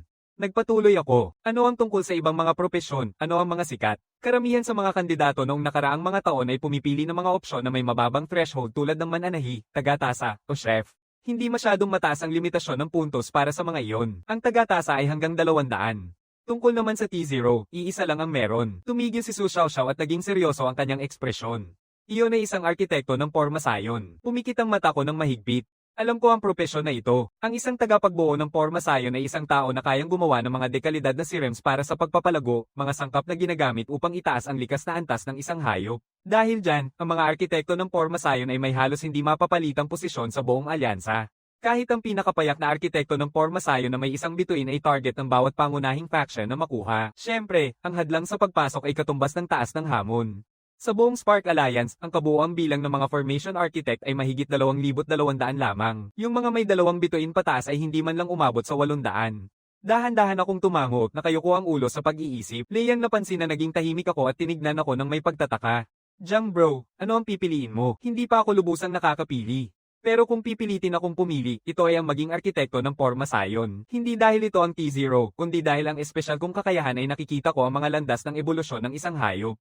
Sa kakayahang iyon, ang pagiging isang arkitekto ng porma sayon ay halos garantisado. Humarap ako sa lugar ng platform. Nakadivision na ito sa 36 na zone, bawat isa ay puno ng mga materyales at kasangkapan para sa kani-kanilang propesyon. Nakatitig ang aking mga mata sa isang bahagi sa pinakalabing dulo. Lahat ng nakalatag doon ay konektado sa arkitektura ng porma sayon. Ang mga materyales, ang mga kasangkapan, lahat ng iyon.